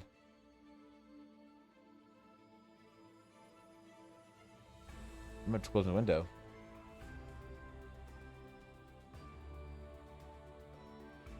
I guess if I don't go to BlizzCon, I could always go to TwitchCon.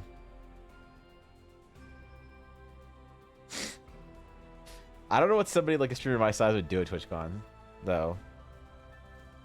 I don't know if there'd be any reason to really go. And like all my streamer friends, they all go to Gen Con because they're all nerds. So it's not like any of them will even be at TwitchCon to like hang out with or whatever.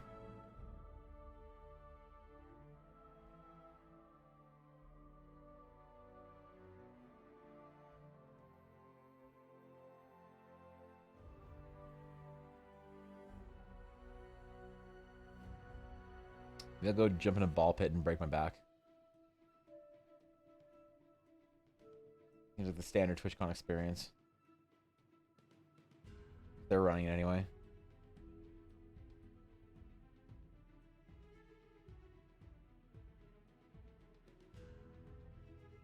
Okay, trim. I want to do another gold trim. Let's do like a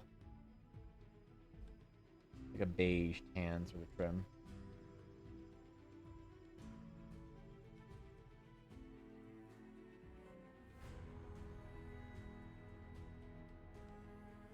That's kind of nice, actually. Okay, like that. It's like the official colors of the Growlhammer. Are like beige and blue.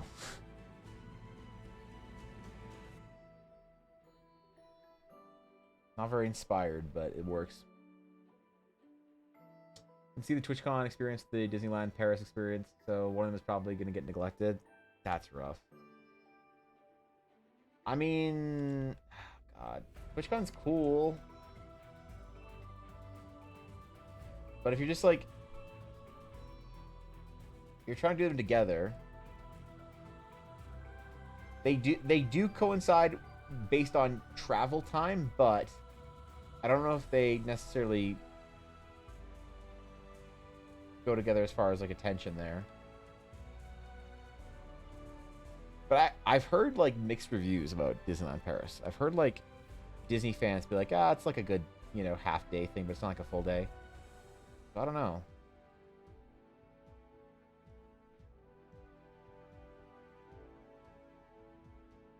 I'd love to be able to go to every Disney park in the world at some point in time.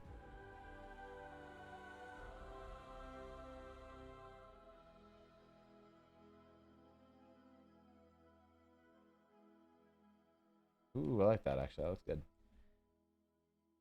Saving all my PTO to go to Universal for Halloween. What is okay? So what? That's like they do like a big Halloween event or something, right? You talking about like Universal Orlando? What is there to be excited about in Universal on Halloween? Why is it such a big deal, people?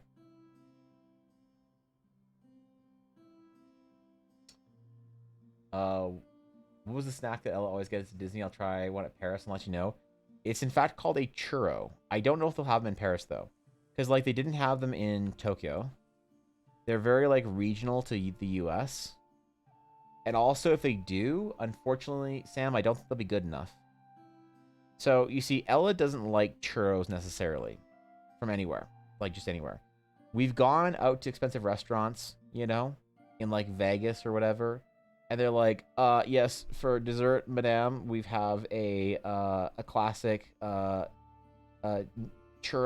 cinnamon churro with caramel sauce and fresh whipping cream and a caramel drizzle. And she's like, oh, thank you, looks delicious. And then she like bites into it and she always looks disappointed. She's like, it's okay, I guess. It's like a cinnamon donut, because she says that it lacks the chemical taste that you get in Disneyland. All right, this is important to her. So since you guys in Europe tend to do things more healthily than we do at NA, I think you guys are at least better about chemical. So I don't know if a Disneyland churro would be legal to sell in Europe. But I could be wrong. But there was not, like, the churros in Tokyo Disney were disappointing for Ella. She said it tasted too real.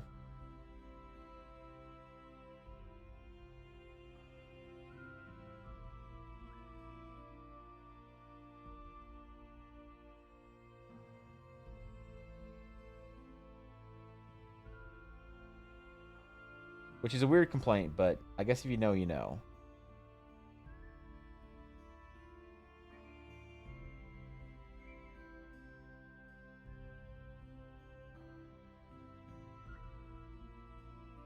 They should still have them, though, in some capacity.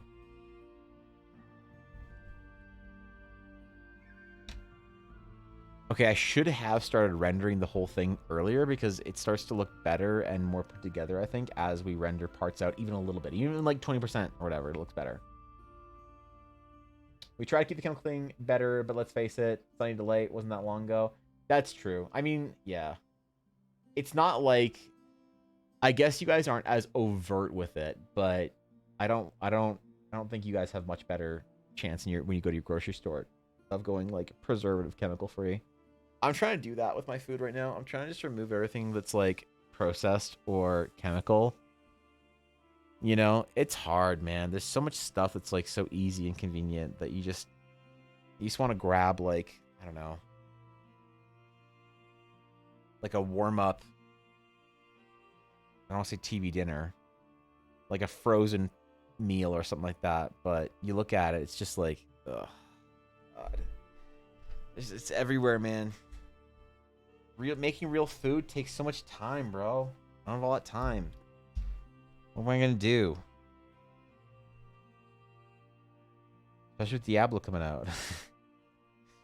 Meal prep? Ugh.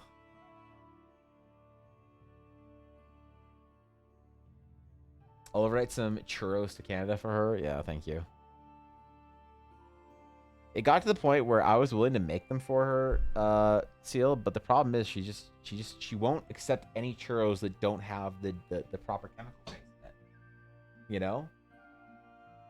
I don't know. Beware of the breakfast crunch wrap. Where's the breakfast crunch wrap from? That sounds like some KFC shit or whatever. There's my suggestion. Yeah, I know, Zibzy. I know I should just do meal prep, but I like cooking too. I just have a problem with the time. The time it takes to do all that shit.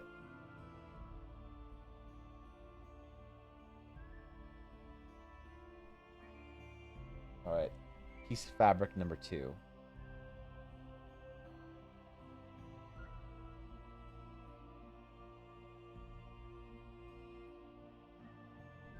Visitors, how exciting. Number 2. Let's get it. Yo, I'm so creative. Oh, shit. What's up? Thank you for the raid, dude. What's up, Char? Thank you for the raid. I appreciate it. Welcome. How was stream? Tell me your stories.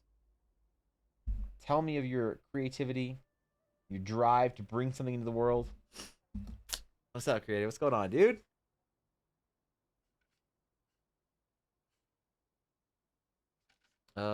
Wait. Who's watching show? Oh, they watch. Okay, no, last playing art. Yeah, good to see you, bro.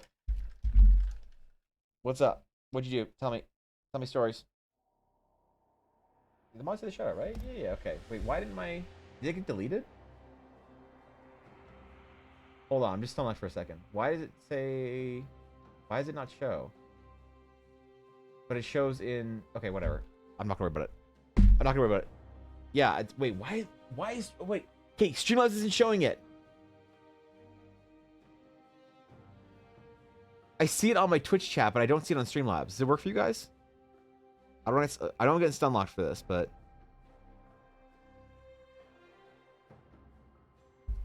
okay, whatever. I'm not gonna worry about it. I'm not gonna worry about it any longer. I'm just gonna assume it worked and not worry about it. That's the way I'm gonna do it. Anyway, yeah, guys, if you aren't following, Twitch's up and coming rising stars of art, man. Yeah, go grab the follow over there. Anyway, what are you doing? Working on some Wolves of Ragnarok inking today. Okay, hold up. So when you're talking about inking, what percentage of the process is that for you? What percentage of the process is that for you? Because I was thinking about, like, I don't know, doing some light dabbling, okay? Some light dabbling. And I've been feeling like I'm not cut out for the speed required to do like comic inking, you know? And I'm wondering what the average time spent is.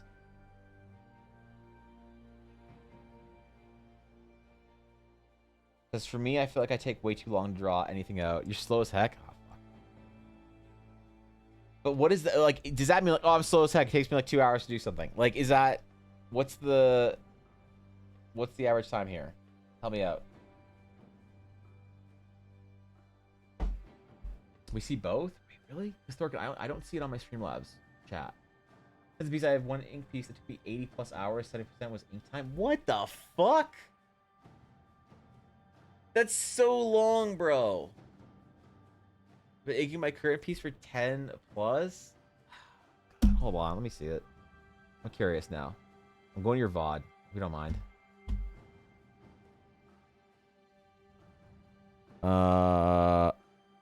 I'm doing the VOD. Let me see this shit.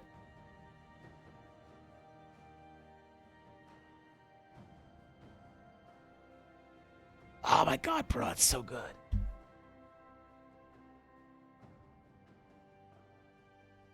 Alright. Alright. That's so long. Oh my god. But it's so good. Fuck. I gotta get better, man. I'm inspired. I'm inspired. Skip to the end? Yeah, I tried. Go to the inscript. So you see the big 80-hour Raven piece? Yeah, I'm just curious what 80 hours looks like for you. Because, like, okay, I was thinking about doing more of a classic traditional comic book style for some stuff. And I really want to make an LDR comic book, but I feel like whenever I have to ink a page, like a full page illustration or whatever, it takes me like 20 hours, man.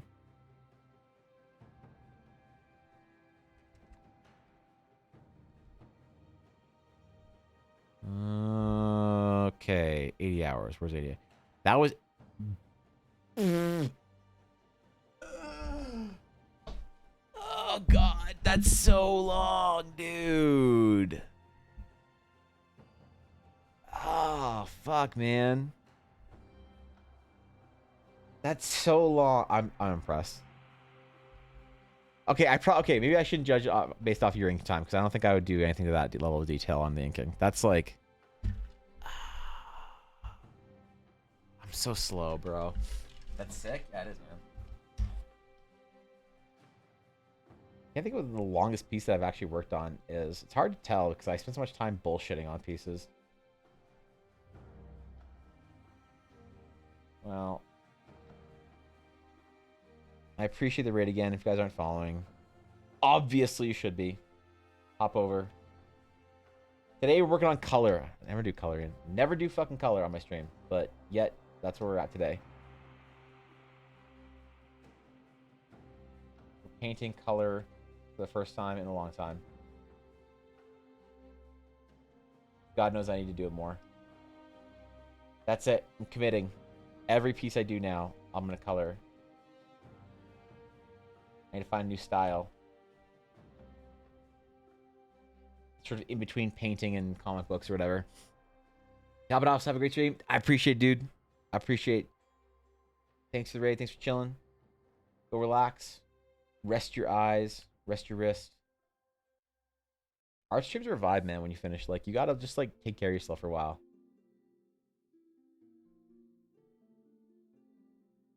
Actually, I gotta do my stretches. I have to do my stretches in an hour or two, so you guys are letting me go too long on stream without stretching. Fuck.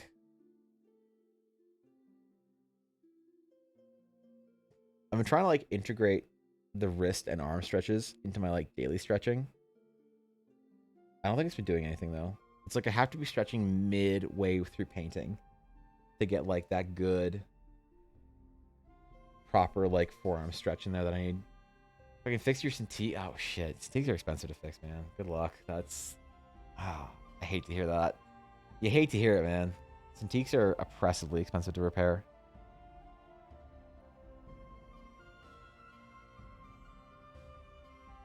Alright. I think we're almost good. I kind of want to go back and like color in a bunch of the old pieces as well, but I don't know if it's like worth it, you know? If it's just better to do like new pieces and then have them like the intent of doing color, if it's better to go back and like color some of the old ones in. Like for Horizon, some of the character portraits like Luna and Rosa. What's good, Drake? How's it going, bro? You caught me in the middle of my stretches. Welcome.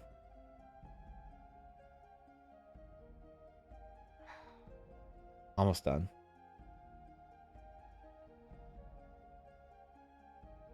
I'm trying to like take better care of my body while I'm drawing.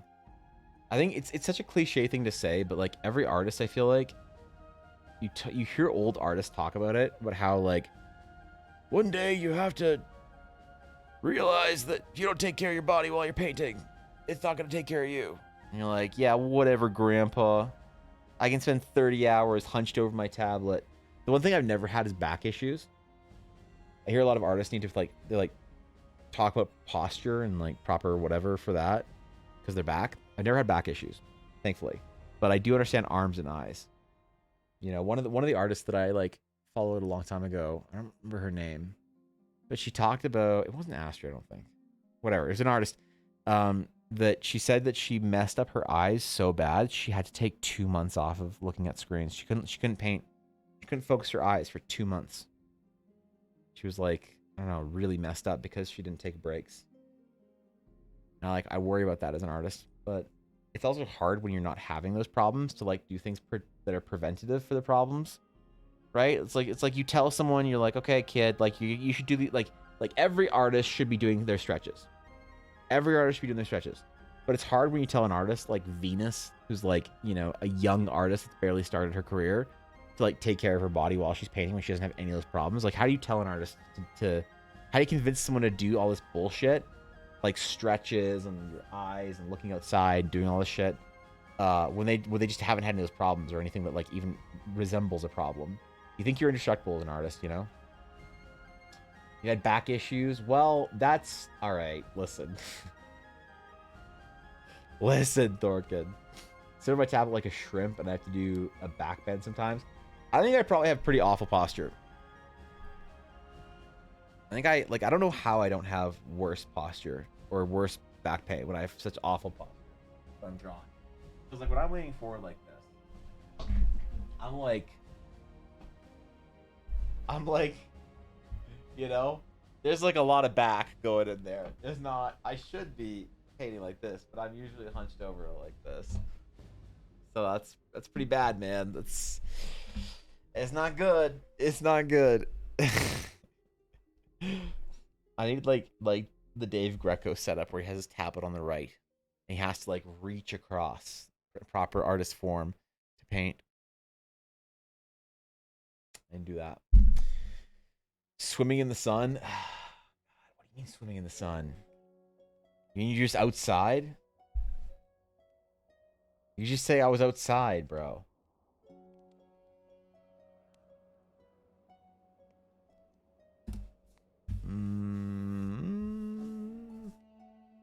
I dig it. I dig it.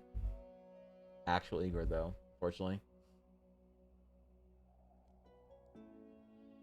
I wonder if we should add some more color. Or if our palette of like blue, silver, and brown and gold is good enough. Like, I mean just little tiny like gems or certain things like that. Because like, the problem is, I like to add more color when it comes to D&D characters. Because I feel like they're more mismatched. Amelia doesn't feel very mismatched. Amelia feels very like put together as like a uniform almost. But I think that kind of does a bit of a disservice to the fact that she's a D&D adventurer. Because adventurers have crap on them from everywhere. You know? How's the weather your side of Canada, by the way? We almost had rain like 10 minutes ago. Almost. I don't know. It's hot as hell. It's good. Nights are cold. We don't have any heat waves, though, yet, thankfully. No heat bubbles like we did last summer, Thorkin. I hear you guys are just getting, like, nothing but fucking storms and shit. I don't know if that's where you live or not. Another 6 hours of car ride today. Can you stream for that long, Evan? Another 6 hours of car ride? Oh, God. You stream for 6 hours? for 9.5 hours. I could. I could start my subathon today. You want me to do a subathon today? I could do a subathon today. I don't mind. Yeah, I got you. Let's do just one time, real quick subathon. Yeah. That's so long, man. Like, all right. I guess I'll start my first Twitch D&D game. Heat storms. Now it's all dry in the next 2-3 weeks. Oh, okay. Poor Nova Scotia's on fire.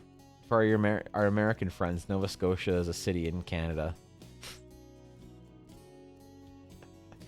Don't worry about it. We don't care about it either. I know what I said. But yeah, one of our island cities in the Maritimes is on fire. My province is also on fire too.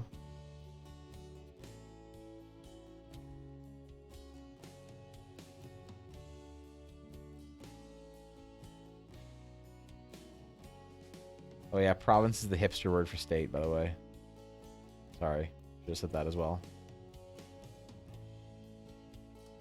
This looks so good. I love how the gold of her hair stands out, but also complements the silver of the blues of the outfit, also different from the gold of the metals. Dude, seriously.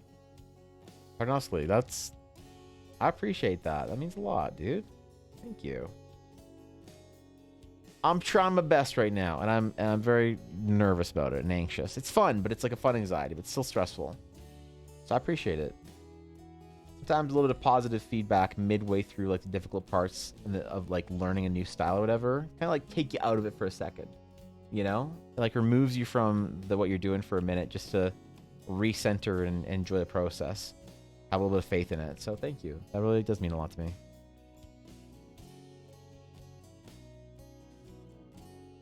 I don't know what the next character we're going to tackle is after Amelia. In color. Maybe Scarlet, to be honest. Maybe I just paint Scarlet in color to begin with. Ooh.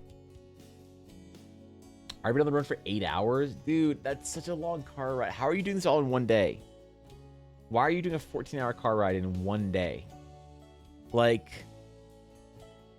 you brought your Switch with you, right? You got your little Switch and your Legend of Zelda. Oh, yo, still, you should play Card D&D. Card D&D is sick. All right? Just whoever's driving can't do the rolls. It's hard when you're trying to DM and drive and you have to do the rolls. You have to get someone else to do it for you. But Card D&D is sick. Card D&D is sick, but what I really want to try is Cruise D&D. I really want to try Cruise D&D. I think I'm going to go...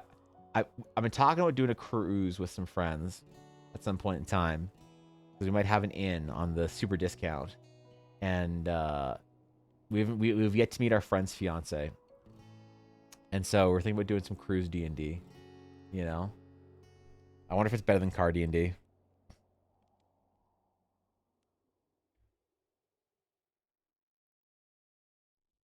It'd be good if it's an old people cruise though. We should do one of those like days at sea, crossing the Pacific or whatever. We just play D&D every day and drink fucking milkshakes constantly and eat ice cream. Wait, no, shit, I'm supposed to be losing weight. No, never mind. Bad Evan. You in, Thorkin? For my Switch, we did 3 hours as soon as I got off work last night and doing the rest of it today, but traffic jams would be a thing. Today, how are there traffic jams? Aren't you just in the middle of like open highway? Is there actually traffic on American highways? Really? Are you guys allowed to have traffic on American highways? Bro, you get on a Canadian highway and it's like there's like you see one person. You can drive from Banff, Calgary, Medicine Hat, Regina, Winnipeg, and I didn't make any of those names up, in like, and see like one car. You can go all the way from Banff to Winnipeg and see one car. And it's probably somebody you know, because let's face it, we're from Canada. There's traffic all the time on American highways, really? Holy shit. Car has Wi-Fi? That's pretty legit. So looking for something that next year on my side. I mean, we could do it. We could do it, man. I'd be down. I'd be down to go somewhere. Actually backed up though? Damn. To be fair, I guess, yeah, if you look at like the American highway map versus like Canadian highway map, it's you guys got a lot of road.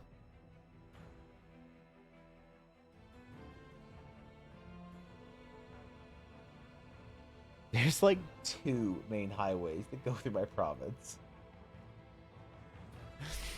And that's it. So I shouldn't compare with populated urban areas in America.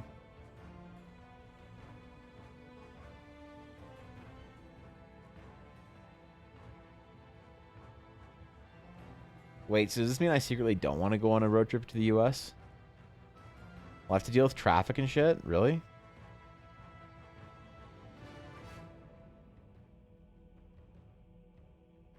I don't want to deal with traffic, man.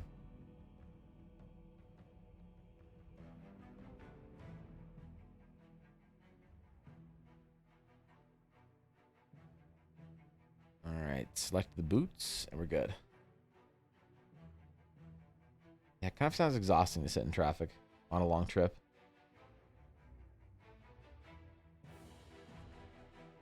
But like, if you knew there's gonna be traffic, like, wouldn't everybody just fly everywhere? If it's like a 14-hour trip that there's gonna be traffic jams for, it's like if I went to Vancouver from like Calgary or something, it's like 12 hours. But if I knew there was gonna be fucking traffic the entire way, bro. A lot of times, just the middle of the day, lots of truckers and construction work. Oh, okay, yeah, okay. Makes more sense now. I forgot the trucking industry. They be busy. Drive's cheaper than flying. Is it though with the price of gas? Because like, legit, we looked that shit up for going to Vancouver. We were trying to figure out where we were gonna get Ella out of the Chinook zone where we live before we like figured that we'd go find it or go stay with some family in Maui. We were gonna take her to Vancouver, but I was looking at like flights to Vancouver. It's like the flight to Vancouver looks like it'd be like $400 for the 2 of us. Damn, bro. You know?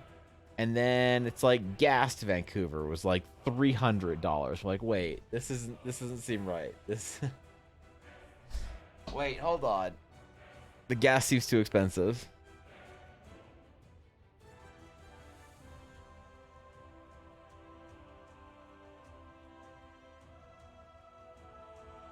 Hour drive, less than $100 in gas. Really? That seems messed. Actually seems messed though. Really? Because that would be like, I suppose what kind of car you have that matters. Yo, I should get a Tesla and never pay for gas anymore. I should get like a Tesla and then like bring like I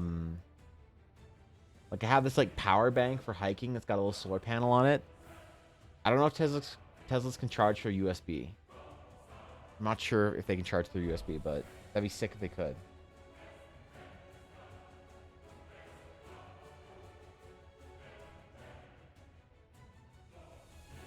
I've sampled a bunch of metal color from up top, or else I'll make it look inconsistent. So we're gonna stay zoomed out for a minute or two and do some very loose painting here. This is correct. Cost about $100 from Chicago to NYC and fuel alone. How far is the drive from Chicago to New York? A little more power than that. Wait, they don't charge via USB? But like, oh no, Cobalt. No, see, Cobalt, what you don't get is the power bank that Ella got me for hiking has solar panel on it. So, okay, let me show you. Okay, so here's what we're gonna do.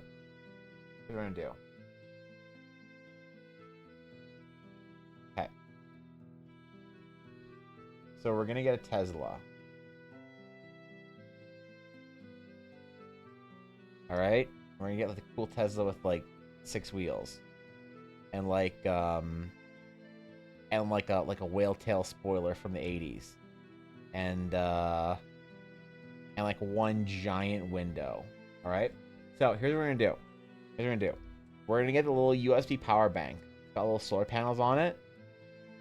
We're gonna take that, and what I'll do is I'll strap the power bank to the top of the car, and I'll tape it on through the window, and then we'll get a very large USB cord, and I can do like, I can do like good cable management. We can get like those little like cable tie thingies and have it go down and plug into the USB charging port. Okay. And then as I'm driving, because when you drive faster, what happens to the air in front of the car? Okay, when you go through an air, okay, you get like a certain amount of air. You get like 1 air, okay? But if you go you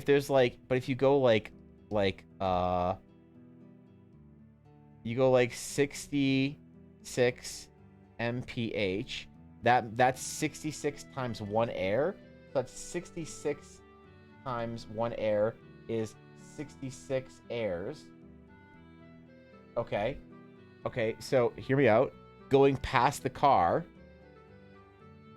Okay, so with each air, how much sun is in each air, right? So sun per air is we'll have like, so sun per air might be like I think there's probably like 10 sun per air. So if you do 66 times 10, so 66 airs times 10 suns. Okay, because like when you go through air, right? So there's like 660 suns, which means that you are charging, okay, USB charging at a rate of 660 suns per hour. Okay. Now, when the regular charging bank, right, you put it out in the sun, that's 1, it stays there, so you only get 1 sun, like, per air, because it stays in the air. So that's only 10 sun per hour, so you only get 10 sun. So 10 sun is good enough to charge 1 phone. So I'm assuming that 660 suns could charge an entire Tesla. And then, wait, we gotta have the Tesla T on here. And then, what we could do is we could drive. So we just need to drive at a certain speed, and if we maintain at least 66 miles per hour, then we could fully charge the USB port on a Tesla and go wherever we want, absolutely for free, without paying for gas ever again.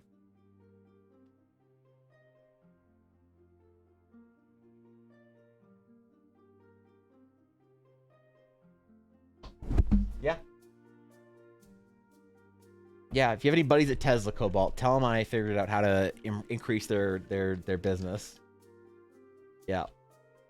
Play Chicago to NYC is 12 hours. That's rough. Math checks out. Try taking this straight to Elon. It sounds like money. I mean, I could. Like, I could. I don't know, man. Maybe we could try strapping a couple onto a rocket and then figuring out how to do a solar-powered rocket, right?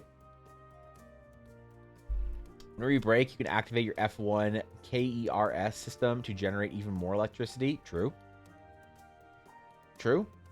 Yep, we can all put F1 tech in there. So let's put the F1 spoiler on there.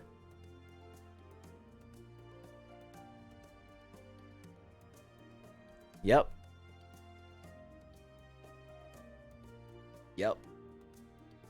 2 miles from town going 5 mph. That's rough. Wait, doesn't have enough for the flux capacitor? I don't need to go through time. I need to go through the interstate. What do you mean, dude? You're making a car? No, dog. I'm proving that infinite range on a Tesla is possible if you get 1 solar panel rechargeable power pack via the USB hub on a Tesla.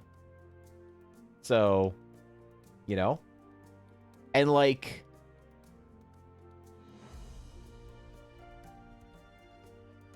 I mean, you could also put like some kind of like wind turbine intake. so that you can also convert the sun in the air. Because like the problem is once you remove all the sun from the air to go into the charging bank, though, like the air's you don't need, you know, it's still good air, it just doesn't have the sun. So you could put like a charging like fan, you know, like wind power, right? And so the faster that you go, the faster you charge your car. So you just have to have everyone drive really fast. Physics major hates, brain hates this. No, Douglas, okay, I get it, you don't understand. So Douglas, let me go over the math for you. So if you go, if at any point in time, any unit of air around you is 1 unit of air, right? Then if you go at 66 miles per hour, then you could get 66 mile units worth of air. Okay? And since the sun, right, is always hot, and it's like the sun is hot in like here, but it's also hot over there, right? Then there's so much sun heat in like 1 unit of air or 1 other unit of air, right? So when you drive faster and you go through the sun, the air faster, you get more sun on your sun receptacle. You could even put like mirrors on it to like focus and increase the coefficient of efficiency onto it, you know, right? So can we proceed now? Yes, thank you. So if you are willing to drive your Tesla fast enough, you can charge it via the USB power bank that I have, that Ella got me for hiking. So, you know, how fast can go ludicrous speed? Well, I mean, that's a question of the engine, right? I mean, if you have like more power, if you have like an extra, you know, like the problem is you can only get so much sun per unit, right? So if you imagine like units of air, right, and you have your car, you're absorbing all the sun from this area into like 1 power bank. So if you had like an extendable power bank on either side of your car, then you could get even more units of air, thus tripling the amount of air you get per distance traveled on the road. Okay, so then your airs per second would be times x, multiplied by let's do y. Airs per second multiplied by y equals that'll be 2 or that'll be 2a 2a to the power of y. So you can increase the efficiency of your car, which means that your speeds per second, your speeds per second will equal y times air per second. So that's how much speed you can get out of it if you have the attachment on it. So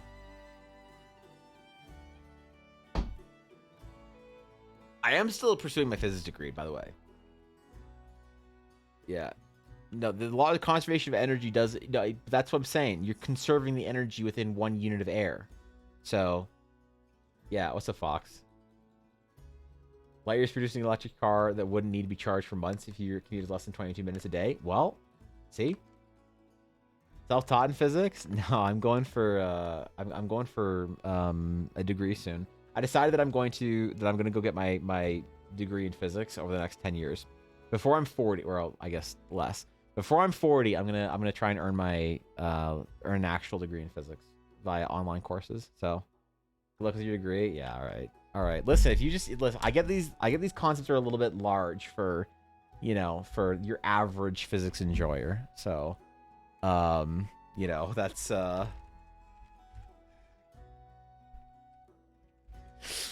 on, man. You gotta give us one to beat. This one's pretty 5-head. All right. Anyway, yeah.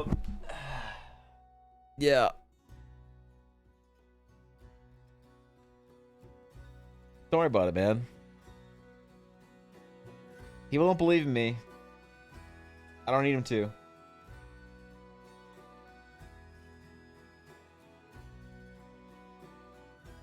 Yeah, fuck it, man. I'll get there.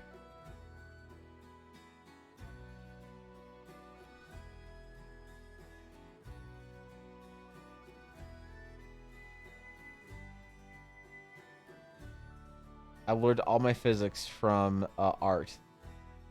I apply basic art principles to physics. And it all works out.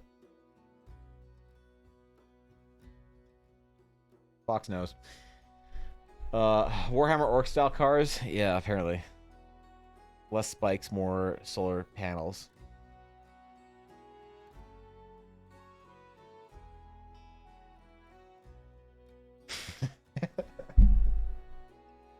I mean, look, it isn't actually like, look, you know what the problem is? That you couldn't deny Dogness. You can't deny the concept. Imagine if you had some kind of a vehicle, okay? Let me just actually make a sound principle here, okay? Imagine if you had some kind of vehicle, all right? Let's make it futuristic looking, that had some sort of forward-mounted solar panel on it, okay? So all you need to do is you need to collect the sun and the solar energy as you're going forward, as you're, oh shit, this is, oh god, okay. Whatever, as you, this is all the background. As you're going forward, so what, all you need to do, theoretically, Dogness, is you need to have your large solar panel on your car moving faster this way than the light moves this way. All right? So that's, and then theoretically, you could get more solar energy. And that one you can't fuck around on, because you know I'm right. All you need to do is just move your car faster than the light moves the other way, and you'll be fine. Can't or confirm, I don't know what I'm confirming, but I'm ride or die, so fuck it. That's what I like to hear. That's what I like to hear.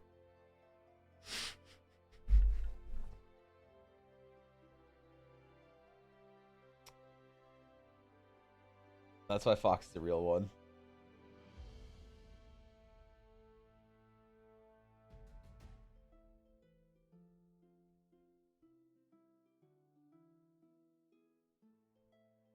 All right, what colors are we missing here? We're missing some of the darker grays or the mid-tone grays.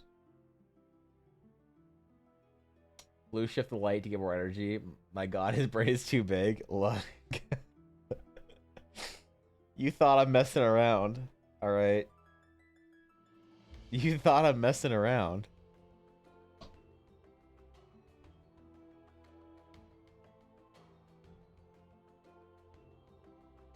Then everyone realized the artist is a little bit smarter than he let on to be.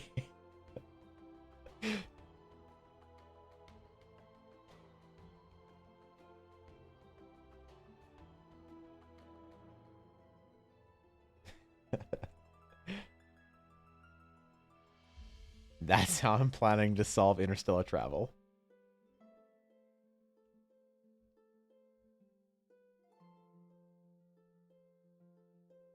You make a solar sail that can go fast enough.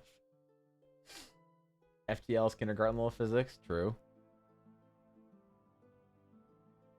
Yeah, easy clap, man.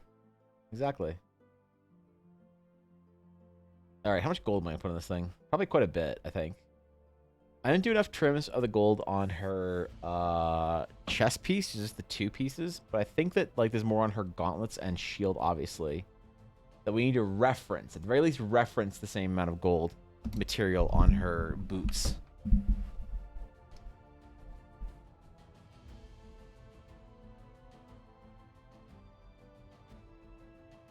That might be good enough for now, though. What's your mace look like? Or her flail? Because, like, her flail is an important magic weapon. Alright? So I wonder if she had, like, a glow to it. What did it do? Hold on. I can look this up. I have stats on her weapon. Where was it? Patreon? Patreon, I think. Yeah.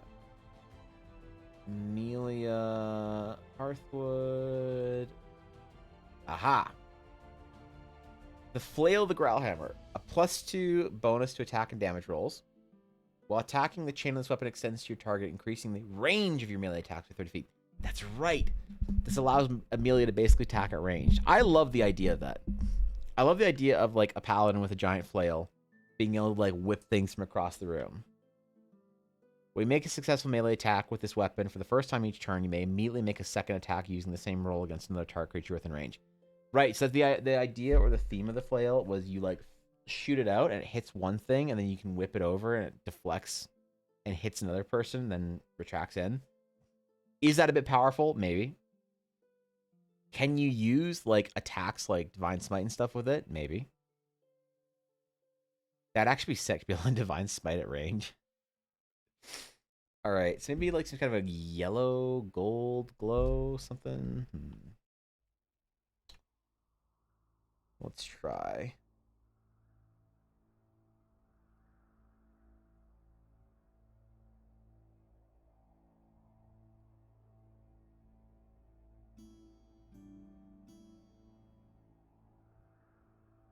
The gem we can do like a golden,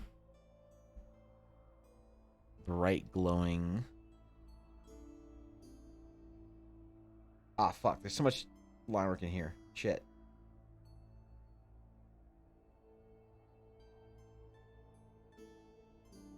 Maybe not, because it'd be like a gold. Yeah, actually, screw it. Why not? We'll be ambitious. Be a gold gem in a gold casing. Be a different color of gem to the casing color, so. I always think about like how reinforced gems need to be on magic items that have them mounted. You think about how hard you hit something with a magic item.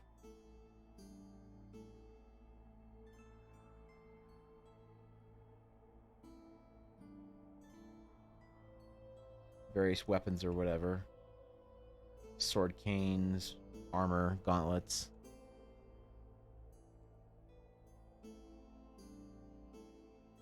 Just make the entire mace gold. Okay, hold up.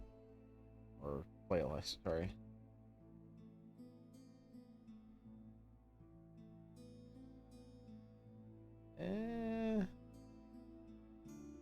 Nah.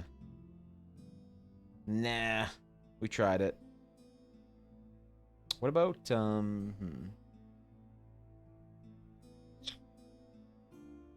didn't think about Amelia's color palette too much, to be honest. About what happened, there was a wreck 5 miles of the interstate. You've been slow crawling for 5 miles? Dude, that added like 8 hours on your trip. You basically should just go around the other way, you know? Wait, what was the shit? Meanwhile, wait, what is this video? Meanwhile in Chicago? Or Houston? Are these good or bad highways? I can't tell. This seems like a fine highway, you know? It's like highway booba. It's fine. Chicago looks a little fucked. But that's Chicago's one of those old cities, right? That you can't really like. You have to like figure out the red is traffic. Yeah, it's not that bad though. That's what I'm saying, right? That ain't bad, bro.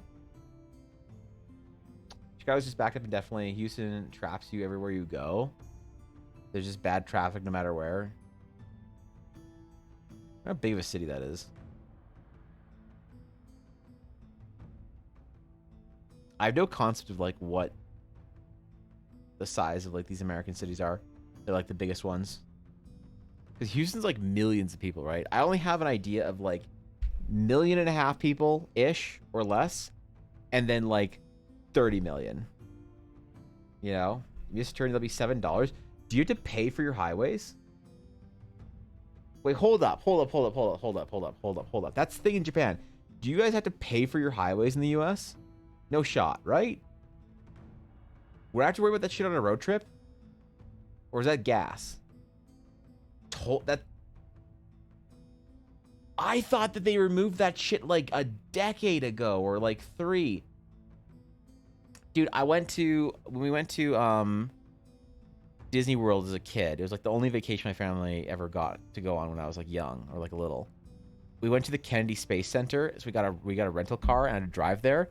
I remember my dad went through this like toll on the highway, and he was like, "All right, we gotta get some change for this." I was like, "Why, Dad?" And he's like, "We gotta pay to use the highway, son." And I'm like, "Why?" And he's like, "Well, you gotta pay to go on it." And I'm like, "Why? You're just gonna drive over it." Like, what do you mean? What do you mean you gotta pay to use the highway? He's like, "I don't know. It's some American thing." Really? Mostly an East Coast thing. The West is pretty open. There's more tolls these days than there ever been before. Tolls for roads, tolls for using HOV lane, tolls for all the bridges. There's a toll for a lane? Wait, hold on. They made going to work pay to win? Is the HOV lane, I don't know what that stands for, is that like a faster lane?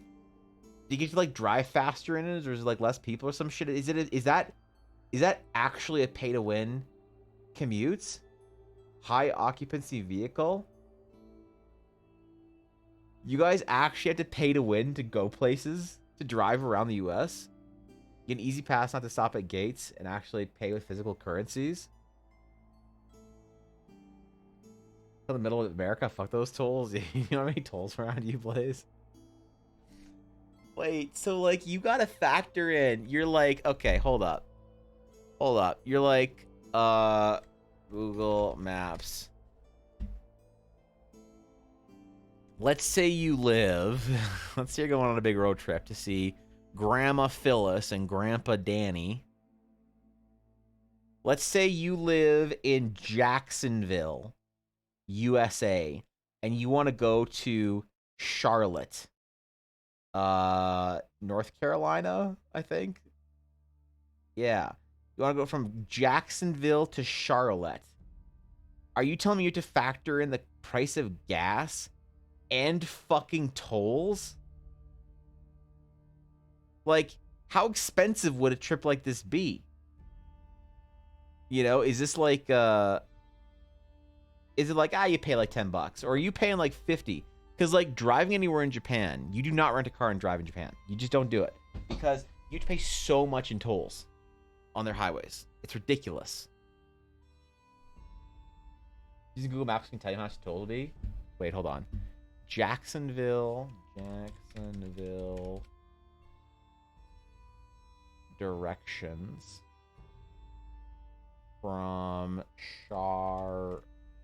Charlotte, North Carolina. Leave now. Where does it say the tolls? Via, let's do this one.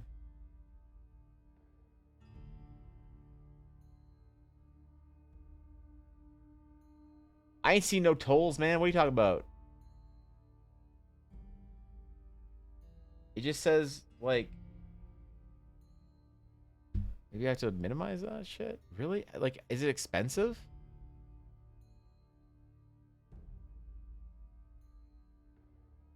I didn't know they still did this shit in the US. I thought y'all, like, got tap on your credit cards and started, like, not charging for highways. Google has a setting to avoid tolls. Okay, that's pretty good. HOV lane costs fluctuate based on how heavy traffic is. It's more costly during high traffic times when everyone wants to use the lane. We have some tolls for tunnels and bridges here. We have, if they have been built in public-private partnership in Germany. Wait, is that common across Europe? Or is that like just a Germany thing? Is it just like, am I just missing out on this shit in Canada? Is the rest of the world, do you all, like everywhere have tolls, but we just miss out on that shit here? I paid $3 in tolls every day for my commute to college, 5-6 days a week for 4 years. That's brutal. Gotta get a specific toll reader thing you put in your car that can register your car, then pay to use the fast lane sometimes. Wait, what? Yo, that's so crazy, man. I try and tap with the card in the US and look at me like I'm insane. Yeah, that's true. That's true, actually. That's fair. That's fair. It's always chip. It's never tap. Remember when you have to sign for stuff? Wait, you guys don't still sign for stuff in the US, do you? When you pay for something on the credit card? It's not super common in Germany, but there are occasions where that's the case. Really? Canada said we refuse to gatekeep Banff. That's not true, though. That's not true. Because you need to pay if you're going through Banff. You don't have to pay. If you're just passing through, you don't have to pay. But if you're going to Banff, the town, or Banff National Park, you have to pay for a day pass for the park. Like, this is such a piss off. Ella and I are gonna go camping in a couple places, and the problem is you can buy a federal park pass, which is all the federal parks, and you get access to them for like $100 for the year. But we also need to buy a provincial park pass for the Alberta provincial parks.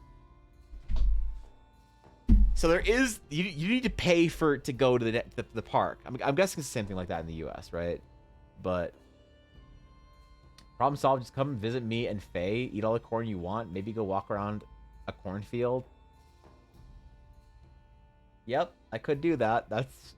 You're right. I sure could go visit you and Faye in the cornfields. Yep.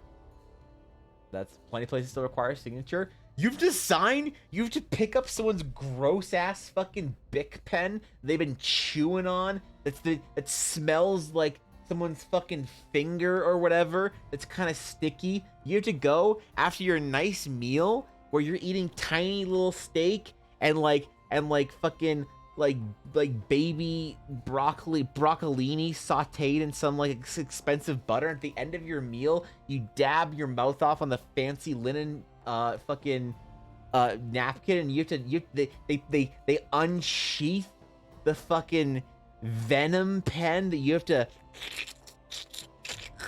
get up on that and then write your stupid name when you try and pay with your credit card. Bro, that ain't it, man.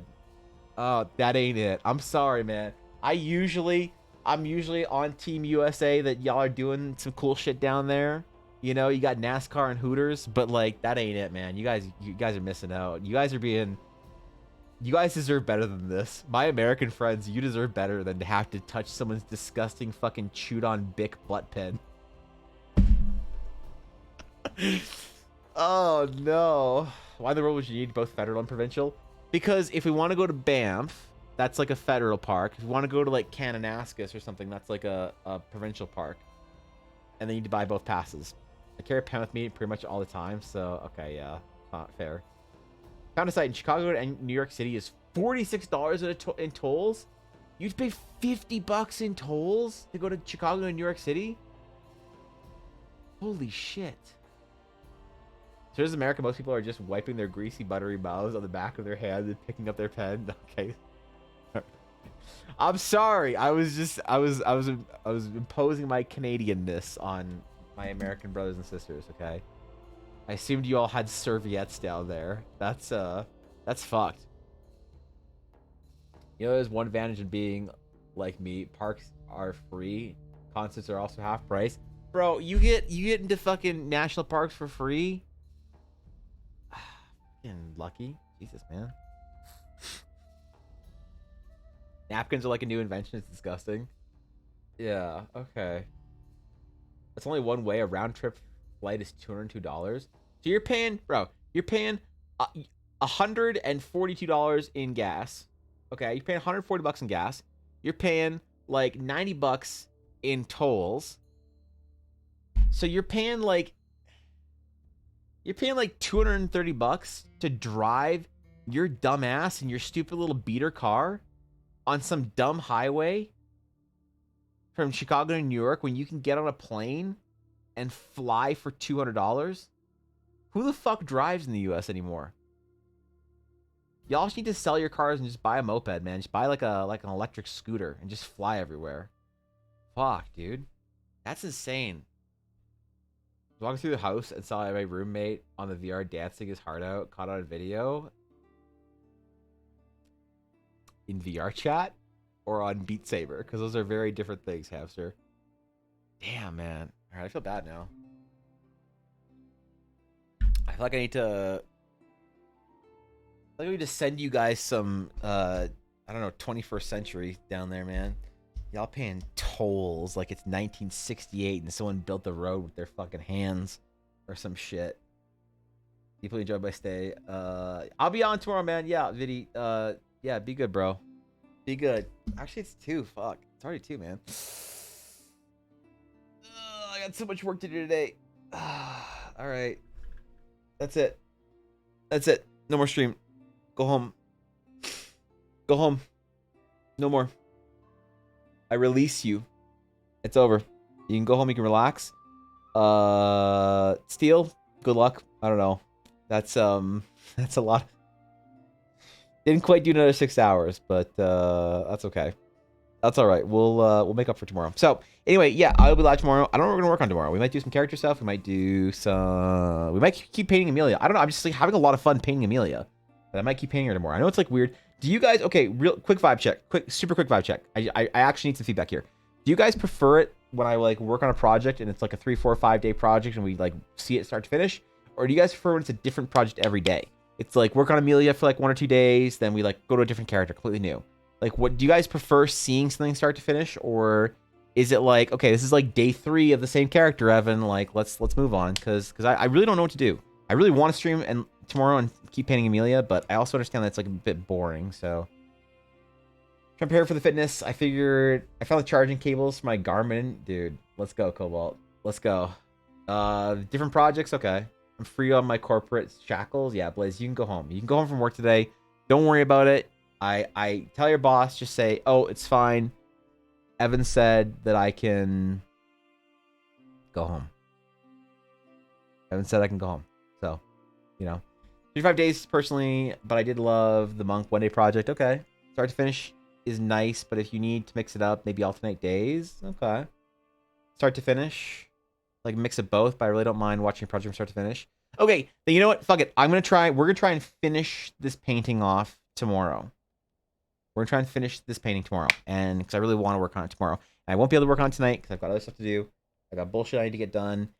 So yeah, the fitness challenge. The chat is open on the Discord. I will drop the official like info about our fitness challenge. Where is it? It's called Summer Fitness Challenge. There we go. I'll drop the official like post about it in the next day or two, so we can all start on the 1st. So actually, I have to do it today or tomorrow. Yeah. So we can start on the 1st, and we can all get outside and go do stuff and go to adventures and stuff. I don't know what I'm gonna do because my knees are fucking killing me right now. They're brutal. Like, I'm so worried I'm gonna start my fitness challenge with like broke ass knees that I need to go repair at physio or whatever. But either way, we'll do it. It'll be fun. Thank you guys for chilling. Hope you enjoy your stay. There's an outro. And yeah, thanks for just being really supportive and cool about me like trying a new thing and trying a new painting style and whatever. I know it's not my usual, but I really enjoyed it. So, a new pair of knees. Oh, okay, yeah. I can't go to Costco. Well, I don't have the money for tools. So, yeah. If I go to Costco, it's gonna be expensive. So, anyway, have a great rest of your night. If I see you for the rest of the week, I'll see you then. If I don't see you, then I'll see you for Diablo, I guess. I'll be doing some streams on the weekend of playing Diablo. Maybe. No, I can't take Friday off and stream Diablo, right?